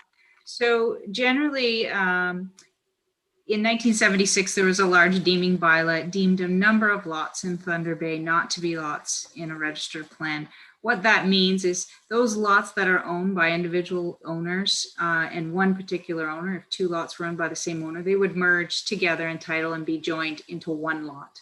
Those that aren't would remain in separate ownership and remain separate lots. That's what's happened in this case. This lot has remained since that deeming in separate ownership, and it's never merged in title with any of the adjacent properties. because of that, it's an existing lot of record, and we have certain existing lot of record policies in our official plan policies, as well as our zoning bylaw, that allow these existing lots of record. What they normally are 12 meters. In this case, this one's a little bit smaller at 10, and we do have them scattered throughout Thunder Bay, as Mr. Van der Veen has pointed out in the report. There are some that are that size in Thunder Bay. And it does happen. Deeming bylaws were massively done in 1976 throughout the town of Fort Erie. So it's not just the Thunder Bay area, it's Crescent Park and other areas where these deeming bylaws were put into place. The same thing applies. Thank you, Ms. Dolce. Councillor Noyes? I appreciate that explanation, because it's hard for me as not a planner to try to explain to the people who are calling me that, no, this is allowed. Yes, I know if you look up under R1, it says it has to be A, B, and C, but this is a non-conforming, a lot on record. So it's kind of treated somewhat differently, and it's hard for me to explain it. So I do appreciate your explanation. Thank you. Thank you, Councillor Noyes. I got to check one more time. Is there any other members of council who haven't spoken yet who would like an opportunity? Okay, Your Worship. You're muted, Your Worship. Sorry. Just to go back to that one story issue. 18 feet seems a little high, but I see that there are dormers on the side of this building. So is this a 1.5 story building? I wonder if planning staff has seen anything to indicate that there's something upstairs or that there's a stairway up? It's a good question. Ms. Dolcher or perhaps even Mr. Van der Veen might have some insight into that. Yeah, through Councillor Dubanow to the mayor. Yeah, the dormers are purely decorative. It is a 1-story dwelling. There's no upper level. Thank you, So Mr. Van der Veen. So if I might, so the stairs that show on the ground floor, those go to a basement? That is correct. Thank you. Thank you, Chair. Thank you. Thank you, Your Worship. Any other members of council? Okay, then in that case, I will call the question. All those in favor? The report carries. Councillor Zanko, would you be willing to take the chair for PDS 36? Yes, I will. That brings us to PDS 36 2021 privacy screen recommendation. Can I get a mover? Councillor Dubanow, seeing your hand first.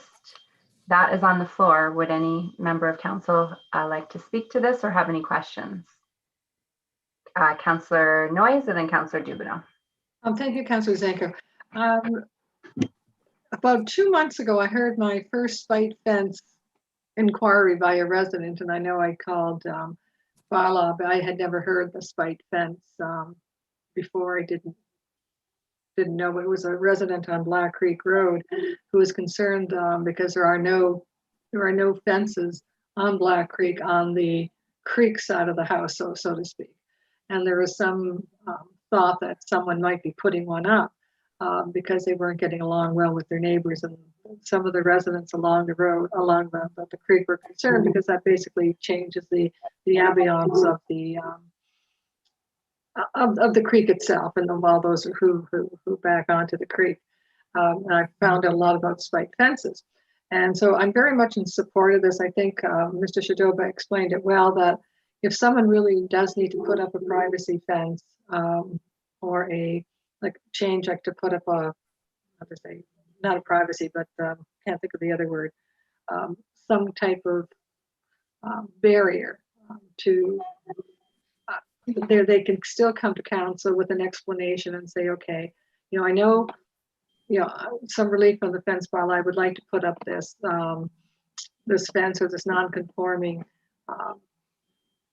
tarp or whatever for the following reasons, and we can consider the reason that to see if it's reasonable for us to approve that change. So I think it was a very good report. I am in favor of it, and that's about it. Okay, thank you. Councillor Dubanow?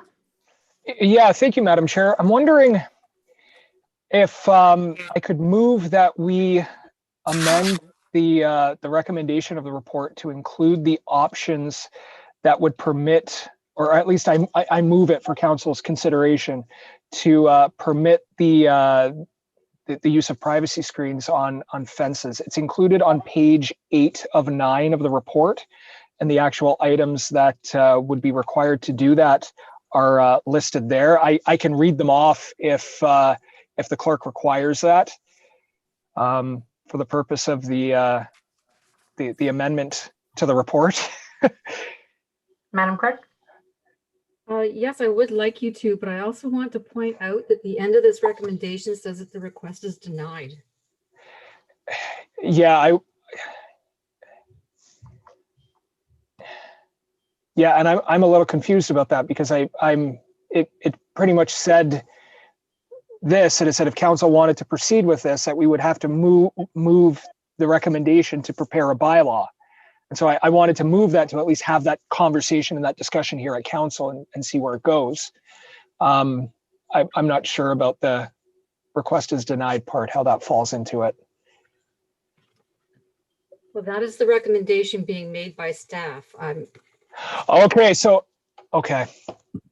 I see. I do understand that Mr. Chodova did give you an alternative. And is that what you're looking to move instead? Yes. Rather than, yeah, I'm just not sure if we need to vote on each item separately and defeat the original and then vote for the amendment. Procedurally, I'm probably getting way ahead of myself here.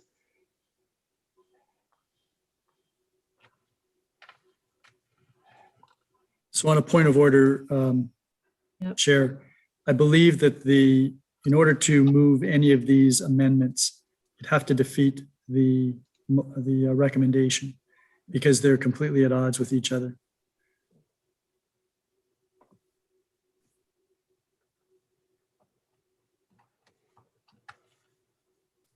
If that's how it has to be, then it is what it is. That doesn't preclude you from discussing what's in the report. No, and that's a fair point, Your Worship, and I appreciate that. The whole reason why I originally brought this motion up for staff to do this is as our municipality grows and as we have more situations where we're finding infill occurring, subdivisions, things like that. You have a lot of existing homes that have fences that may back onto a green space or another area. And my intent of this was just to give individuals an option. Perhaps it's not financially viable at the given time to, rip out the chain link or as I still call them, frost fences, to remove that and then install a privacy fence, especially with the cost of lumber right now. They probably cost 3 times more than what they used to. And I know that that's a several $1,000 proposition for most individuals. It was just to offer some flexibility. And that's why I did this. So, I mean, if this report itself says that the request is denied and we have to defeat the report and then procedurally do it another way, I won't support the report. It doesn't mean that I don't appreciate all of the effort that Mr. Chodova put into the report. It was excellent. It listed a lot of good information. I would be voting against it merely procedural to get those other items on. And that would explain why I would be voting against this report, despite the fact that I think it's otherwise a very good report. So the recommendation I would be voting against. Okay. Thank you, Madam Chair. Does anybody else have any questions or comments with regard to the report? Your Worship? I thought it was an excellent report, and I'm going to support this. I hear what Councillor Dubanow is saying, but I look at what else is happening in Niagara. I think that we're among good company, the approach that we're taking, and I tend to agree with the author of the report on the points. So I'm going to support the recommendation. Okay. Any other member of council have any questions or comments? Seeing none, Madam Clerk, you had your hand up. Well, no, I was wondering if the director would like to clarify the difference between the screens. Maybe that would assist. I'm not sure. Ms. Dolch? Thank you. Just to clarify, so what we were asked to look at is privacy screens, and privacy screens are defined in the current fence bylaw. And that is obviously a wood structure that would be, you see them all the time. They're little square wood structures that offer some privacy with some lattice in them. Those are what privacy screens are defined currently. What the alternative is suggesting is if you do want to provide some screening, we would need to go with a new definition of mesh privacy screens. And that's why you have two different, you have an alternative section should you wish to go there. It does require a new definition, a new consideration. They're two different items. They're two separate items. And that's why one's denied. We cannot support, we as staff could not support the first allowance because again, they are solid structures and we do need some setbacks from the property lines for those. And because they can lead to the spite fencing issues as we described. But the permeable mesh privacy screens are possible. They do allow, like I said, wind and water through them. They address the NPCA's concerns and some other things. So that's why we provided the option and the alternative should you wish to go that way. Okay, thank you. So if there's no further questions or comments, I will call the question on this report. All those in favor? Opposed? This report carries. And now, Councillor Dubanow, would you like the chair back now? I'd be happy to take the chair back, Councillor Zanko. So let me follow along here. My apologies. So that then takes us to PDS 37-2021. That's the Region of Niagara Natural Heritage System Options Information Report. Can we get a mover for that? Councillor McDermott, that report is now on the floor for questions or comments from council. Your worship. Can I just comment that I very much appreciate the work that staff has done with respect to this and the detail into which this particular report went. The regional council met last Thursday to get an overview from staff with respect to this particular issue, talking about various components of the proposed new official plan and the work that's been done to date, talked about the natural environment systems, and went through the various options that have been made available. One of the things that was noted was that whatever option the region picks with respect to whether it's the natural environment system, the water systems, they're talking about putting in some urban design provisions, some secondary plan provisions, whatever is put in, that's a base, so that if municipalities want to do something further, they can do that as long as it enhances what's done by the region. The challenge to the region is that we've got 12 separate municipalities, each of which has different strengths, different areas that it feels are more important than others. And so the region has to try to meld that and put it all together. So this is very good background information and help for us. Thursday, I think it's this Thursday, the region meets, and is it this Thursday? No, next Thursday. The region meets and we'll be asked to make some decisions about the various options. So at this stage of the game, the region is recommending for the natural environment system option 3B. The environmentalists, of course, would like 3C+. The developers would like 1 or less. So that it's a big challenge. But this type of information, this report, I think is very helpful for us. It's very helpful in particular for me in dealing with the issue at the region. And this will have long-term important implications for us when it's put into the context of how we grow, the importance of our natural heritage, climate change issues, et cetera. So kudos to staff on this. Thank you, Your Worship. Excellent comments. Any other members of council have any questions or comments? All right, so I'll call the question then for PDS 37. All those in favor? That report carries. So that moves us out of reports and then into, oh, my apologies, Your Worship. Did I miss something? No, I'm just getting ahead of you. Oh, well, in that case, we are at new business and inquiries, and Your Worship, I saw your hand up. Right. So I just want to get some comment from staff. In view of the decision that we had to make earlier this evening about the nonprofit construction of affordable housing units or near market housing units, what steps does the staff contemplate we could take to try to address that, to make that part of our policy framework in dealing with these issues? We have a limited number of nonprofit organizations that are or could get into the housing market. Most of them are motivated by the desire to provide housing for seniors in particular, and most of the seniors that move into these units are people with somewhat limited means. So how do we accommodate that? I know that we can't change our DC bylaw at this stage of the game, but how do we deal with this in the interim?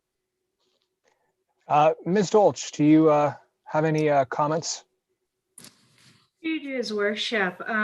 One way, should you get further requests from not-for-profit, one way to deal with this, especially if they are going to mimic what Niagara Regional housing market average rents would be for Fort Erie, which are lower than your standard average market rents, I would suggest perhaps entering into an agreement to ensure that those are at least secured, to make sure that long term we've secured those, even if they are not exempt or you exempt them on your own, but they're not exempt through DCs at this point. But at least it secures it for some affordable housing, given that in the end, our affordable housing definition may be slightly different than what you will see at the regional level and the Canadian mortgage housing level. The town may come out with a slightly different definition that may help qualify that in the future through our CIP affordable housing initiative. Right. So if I might, Chair, then really what we would need to do is establish the definition, identify what would qualify as a nonprofit organization. That should be fairly easy to establish. And then we've got the ability to enter into an agreement similar to what we're doing already with the 44 units that already qualified before we intervene for DC relief. There would be agreements that the municipality would enter into with the housing providers. Is that correct? To ensure that those units remained at the definition of affordable housing down the road. Is that correct? Through you to His Worship. That's correct. That's eventually what we're envisioning would occur. So I'm wondering, just as a follow-up, this is very helpful because I would hope that we could look at this, and if it needs, I don't know, Madam, I wonder, Chair, if we could ask the clerk whether this is something that could be moved forward tonight, or whether it ought to be the subject of a notice of motion, because it does arise out of the business on this evening's agenda. Yeah, Madam Clerk. Your Worship, yes, you're correct. There was a lot of discussion about it tonight. If you feel comfortable doing it that way, then I don't have any concerns with it. If you want to make that recommendation under new business. Well, thank you. I would like to move that we ask staff to provide us with advice on how we could provide relief to nonprofit organizations that are building affordable or near market housing units, so that we have a policy that will provide us with definition and a follow-up to ensure that the relief that we provide is in fact utilized as is requested and as we expect. Thank you, Your Worship. Now so that's been moved. So now it's on the floor. I guess it's open to other councillors at this point for questions or comments. Correct me if I'm wrong. Okay. In that case, do any members of council have any questions or comments regarding what the mayor has moved? Okay. So in that case, I'll just call the question. All those in favor? And that's unanimous, it carries. Thank you, Your Worship. Did you have anything else under new business? I just had one follow-up to that, and that is I'm wondering if, in view of the relief that council supported this evening with respect to the proposed lines, Douglas Heights construction, I'm wondering if it might be possible for staff to discuss the possibility of entering into some type of agreement on those other 18 units that would be given a DC relief, similar to what's going to be agreements with respect to the other 44. I don't know if that's possible, but I'm kind of throwing it out there. No, it's a good question in my opinion. Ms. Dolch, is that something you can comment on right now? Through you to His Worship, that's something we can address with the Lions to see if they're amenable to entering such an agreement. They have stated that they were committed to providing that at that market rent, the Niagara Regional Housing market rent. So they may be open to that. Thank you, Ms. Dolch. Thank you, Your Worship. Any other members of council have any new business or inquiries they'd like to bring up under Planning and Development Services this evening? Okay, any questions or comments regarding the business status report? All right, thank you, everyone. I hand the chair back to you, Your Worship. PDS is closed. Thank you very much, Councillor Dubanow. A lot accomplished. That takes us to infrastructure services, and that is it Councillor Noyes or Councillor Lubberts? Councillor Lubberts. Yes. Yes, thank you very much, Mayor Redekop. Infrastructure Services is now in session. We have no presentations or delegations. We have a report, IS 18, 2021, Erie Road on-street parking changes. Do I have a mover? Councillor Zanko. That report's on the floor for any comments or questions. Mayor Redekop. Yeah, I have a few questions just with respect to the mechanics of this. And as everyone knows, I'm currently the council representative on the Crystal Beach BIA. And I understand that there's been a lot of dialogue between our staff and representatives of the BIA and among staff with respect to how to best formulate this. And I'm wondering if this is, and I understand Mr. Waltz maybe has had a lot of communication with the chair of the Crystal Beach BIA. I'm just wondering if this is the most efficient, least complicated way of going about accomplishing what BIA was requesting initially, understanding that there is no particular support on staff to making Erie Road a one-way street at any time, under any circumstances. Through you, Mr. Chair, to the mayor, the original request from the BIA was to create a one-way to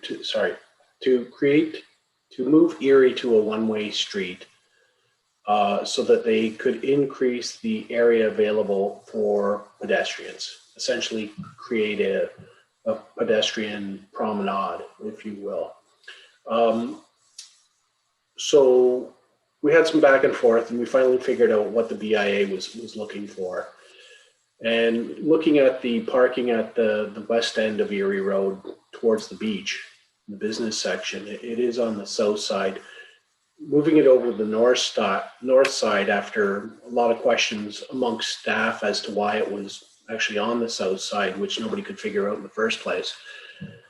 It was staff's opinion, and with a walkthrough with Mr. Fretz a few weeks ago, that we could flip the parking to the north side and still create what we thought the BIA was looking for.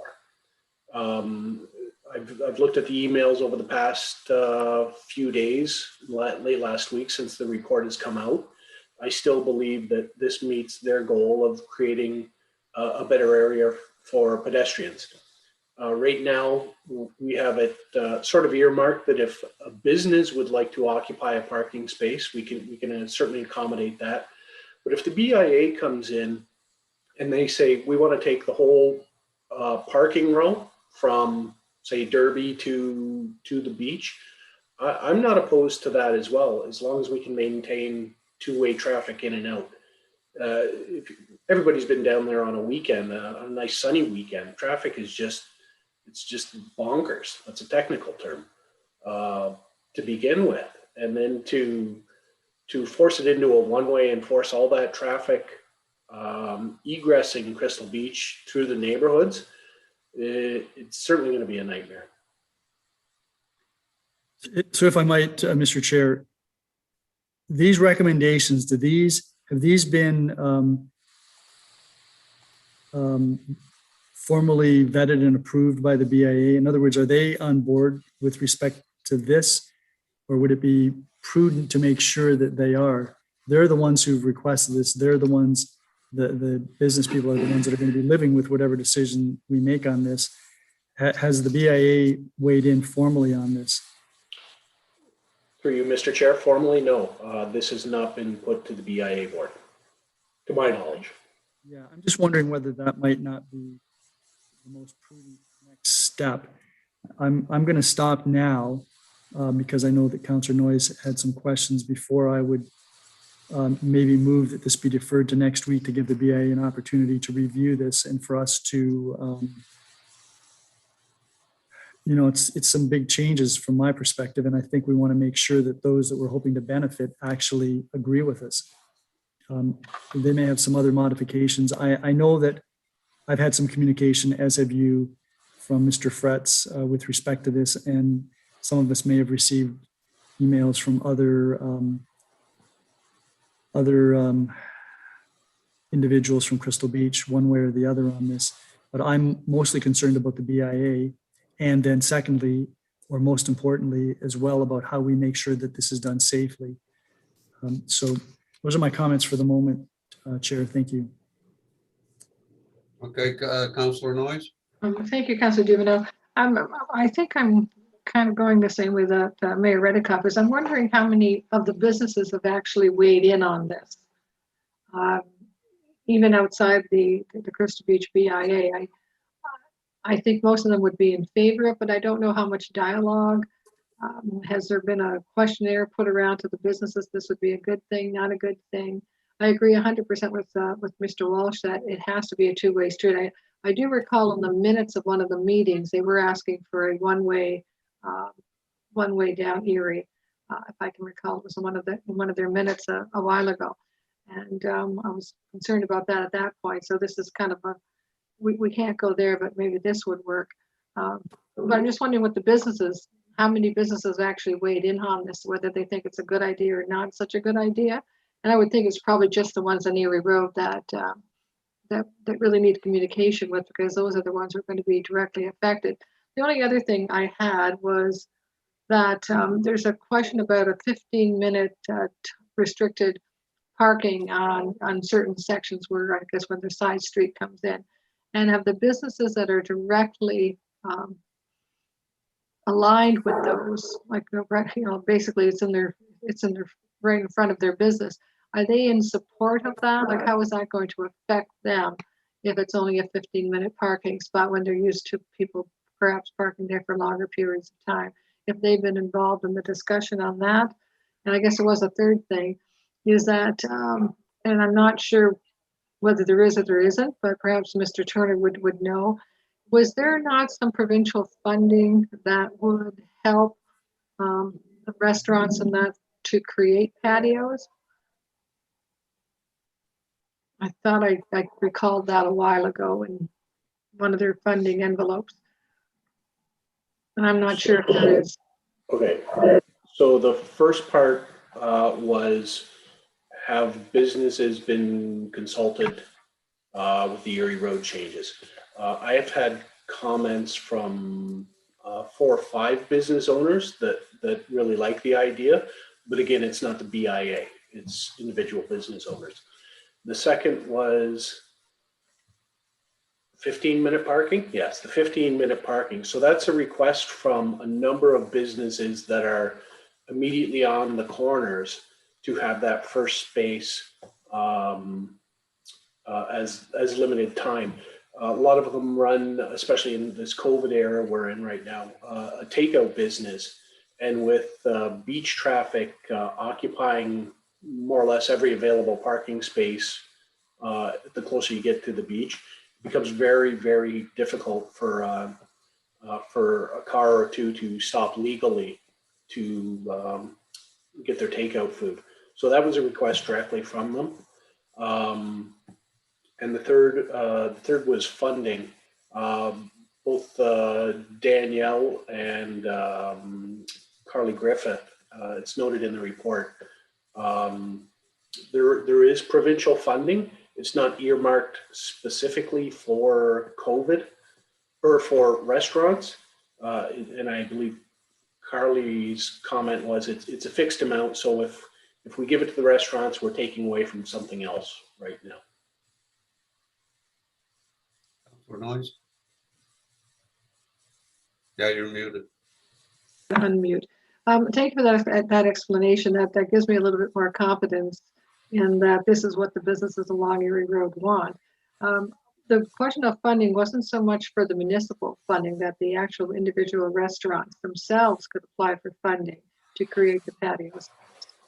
So this wouldn't be taking anything away from the town because it would be the town funding. Maybe Carolee or Daniel could jump in here. Yeah, through the chair to the councillor. So there were multiple programs that were available for businesses that could have potentially used the funding towards a, like, let's say a patio within the parking spot. Some of the programs I'm thinking of, like the Small Business Ontario Support Grant, up to $10,000, and I believe extended up to $20,000, have already come and closed. And another program that comes to mind is the Tourism and Recovery Fund grant.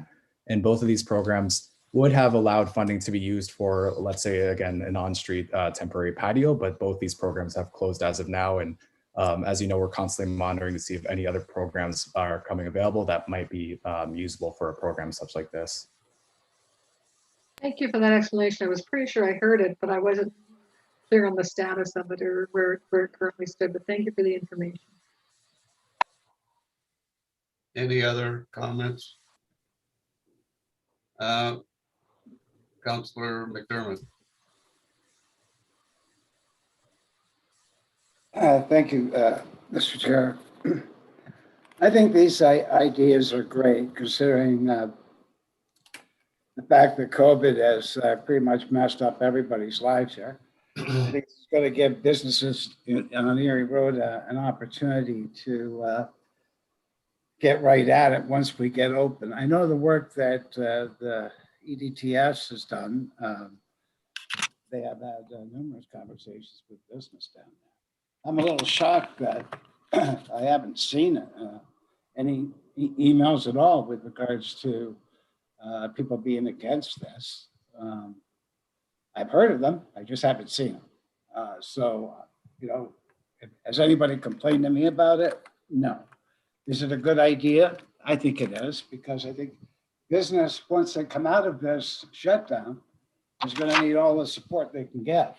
And I think this is one of those things that will make a difference. And I think especially in Crystal Beach, where, you know, there's been a lot of people, the mayor knows this, we've been out on numerous occasions where we're opening new businesses who have been taking a chance during this bad period of time. It's probably the craziest thing, where more people down in that area are growing businesses all through this whole program, all through COVID. They're growing each and every week. Every time you go down there, you see a new business and you see a new face. And I think it's wonderful. And I think that this plan is a good thing for those that really need to kind of get a step up and ahead of the curve when it comes to the change in color code or whatever we're going to be living under. So I certainly support this, and I just find it kind of difficult to fathom that the chair of the BIA would be the one that brings this up. Yet we don't know how the BIA feels about this. I find that a little bit strange, because I know how my BIA feels most of the time.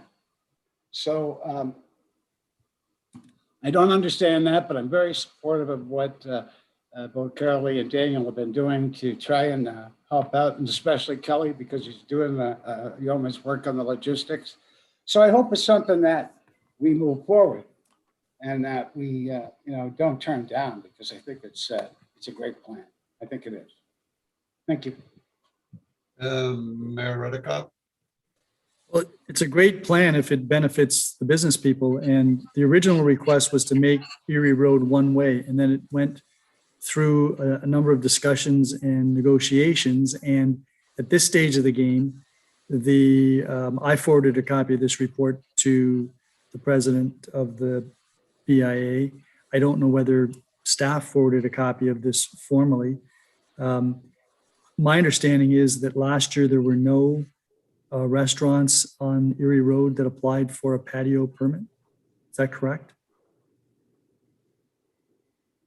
Ms. Stoll, would you know that? Through you to his worship, no, I wouldn't. I wasn't, in terms of temporary patios. Yeah, I was. There was, Crystal Chandelier applied for a temporary patio last year, as well as Casa Hugo. I think those were the only two along Erie, but perhaps Mr. Turner can comment. Okay, Mr. Turner? Through the chair to his worship, we actually believe had also an application from San Vito's comes to mind as well. So Crystal Chandelier is not in this area. Is San Vito's within this area that we're talking about? I think it is, but I'm not quite sure. Okay, Yeah. So I'm wondering at this one of the recommendations is that if you apply for a patio and you encroach onto the parking space in front of your building, that you would pay the $700 cost for a concrete jersey barrier, and you'd probably need 4, which is $2,800. I'm just wondering, whether that's something that the BIA needs to be looking at and considering. I'm looking for, and I think the BIA is looking for, the most effective, the most efficient, the least cost expensive, and the easiest to facilitate solution to give them a bit more opportunity for business down there. This may do it. But at this stage of the game, I'm hearing that there's chatter among the BIA, and I'd just as soon like to know that the people that I'm supposed to be the liaison with are okay with this. So I'm going to ask that this be deferred to next Monday so that there can be some further discussion to make sure that if there are things here that can be improved, they be improved. If there are some things that aren't necessary, they be removed. If there are some other suggestions that make sense to accomplish what we're trying to accomplish, that we put them in. So, Chair, I'm moving that we defer this till May the 17th to permit the BIA to have a look at this and provide us with comments.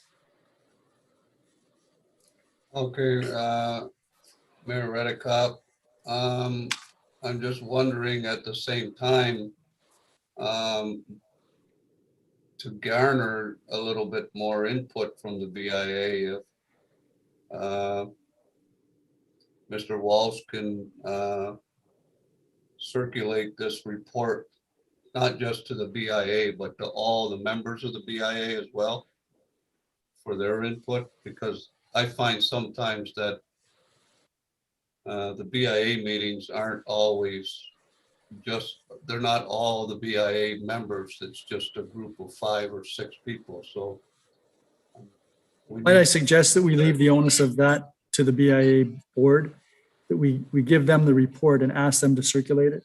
Yeah. So that motion is on the floor. Any comments or questions? Seeing none, I'll call the question. All those in favor? None opposed? That carries. So that brings us to new business and inquiries. We have a response for Mayor Redekop.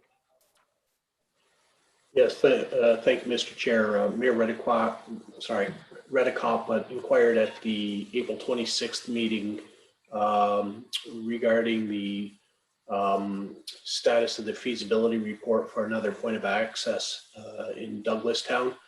That RFP will be issued in July of this year. We expect results back by the end of the year. Mayor Redekop, does that satisfy you? Yes. Yeah, thank you. Yes. Okay. Any more new business or inquiries? Seeing none, that takes us to business status report. Any comments or questions? Seeing none, Mayor Redekop, will turn the chair back over to you. Thank you very much, Councillor Lubberts. And that takes us to Corporate and Community Services. Councillor McDermott.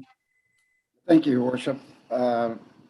Corporate and Community Services is now in session. We have no presentations and delegations. We have the Land Matters Report, CAO 10 LC 05 2021. Could I get a mover? Councillor Zanko. Are there any comments or questions about the Land Matters Report?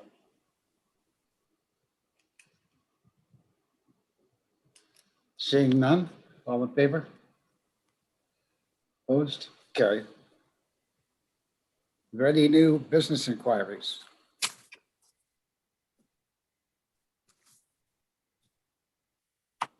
Councillor Dubanow? Yeah, thank you, Councillor McDermott. And it's just a quick comment about the vaccination clinic that was held at the Leisureplex yesterday. It was actually very nice to see some dates here in Fort Erie. I know that that's something the mayor and CAO have been working very hard on, and certainly we were very appreciative, considering myself, my mother, and several others have gone to sites in the GTA to have sooner availability. It was really nice as soon as my wife was able to get an appointment that we were able to go yesterday, and it was a very nice Mother's Day gift to be able to do that and move on. The staff were fantastic. There were firefighters in there directing traffic. Very, very well done. I was very impressed. It was just overall a great experience, and it was a nice gift because certainly with kids out of school right now, and we have a 7-year-old and a 9-year-old. This is a very difficult time for parents, particularly mothers. They're taking on a lot of extra burden right now. Many that are working from home. They're also doubling as kind of educators and directors while children are doing this. So I just want to give a shout out to all the moms out there who are working hard to deal with our kids right now, who are being impacted by everything going on tremendously. It's hard for them. It's hard for our kids. And I just want to thank everyone in Fort Erie for all their efforts to get those vaccination clinics. That was a very nice Mother's Day gift, and it was a little bit of brightness in what has been a difficult time for everyone. So just a quick comment, Councillor McDermott, and I appreciate the time. Thank you. Thanks much for that. It's always good to hear. Any questions about the business status report? Seeing none, I'll pass it back to you, Your Worship. Thank you very much, Councillor McDermott. That was very efficient. Scheduling of meetings. Anyone have any meetings? I guess I could mention that there's a Crystal Beach Secondary Plan Community Focus Group meeting tomorrow night at 5. And on Wednesday, there is a closed session council meeting, the Working Mind Mental Health Training. Are there any other meetings that anyone wishes to announce? Councillor Dubanow. Yeah, thank you, Your Worship. I believe I made an error during our last meeting about a transit advisory committee that I believe has actually been rescheduled for this week on Thursday, May 13th at 4 p.m. And that's going to be held over Zoom. And that was to correct my last error when I gave the wrong date. That's correct. Any other meetings that anyone wishes to announce? If not, then I'm going to move to the final item on the agenda. Councillor Dubanow, would you be good enough to provide us with the relief? Yes, with pleasure, Your Worship. I would like to move that council and committee adjourn at 9:26 p.m. Are there any questions or comments? All those in favor? Boy, a lot of smiles. Thank you, everyone.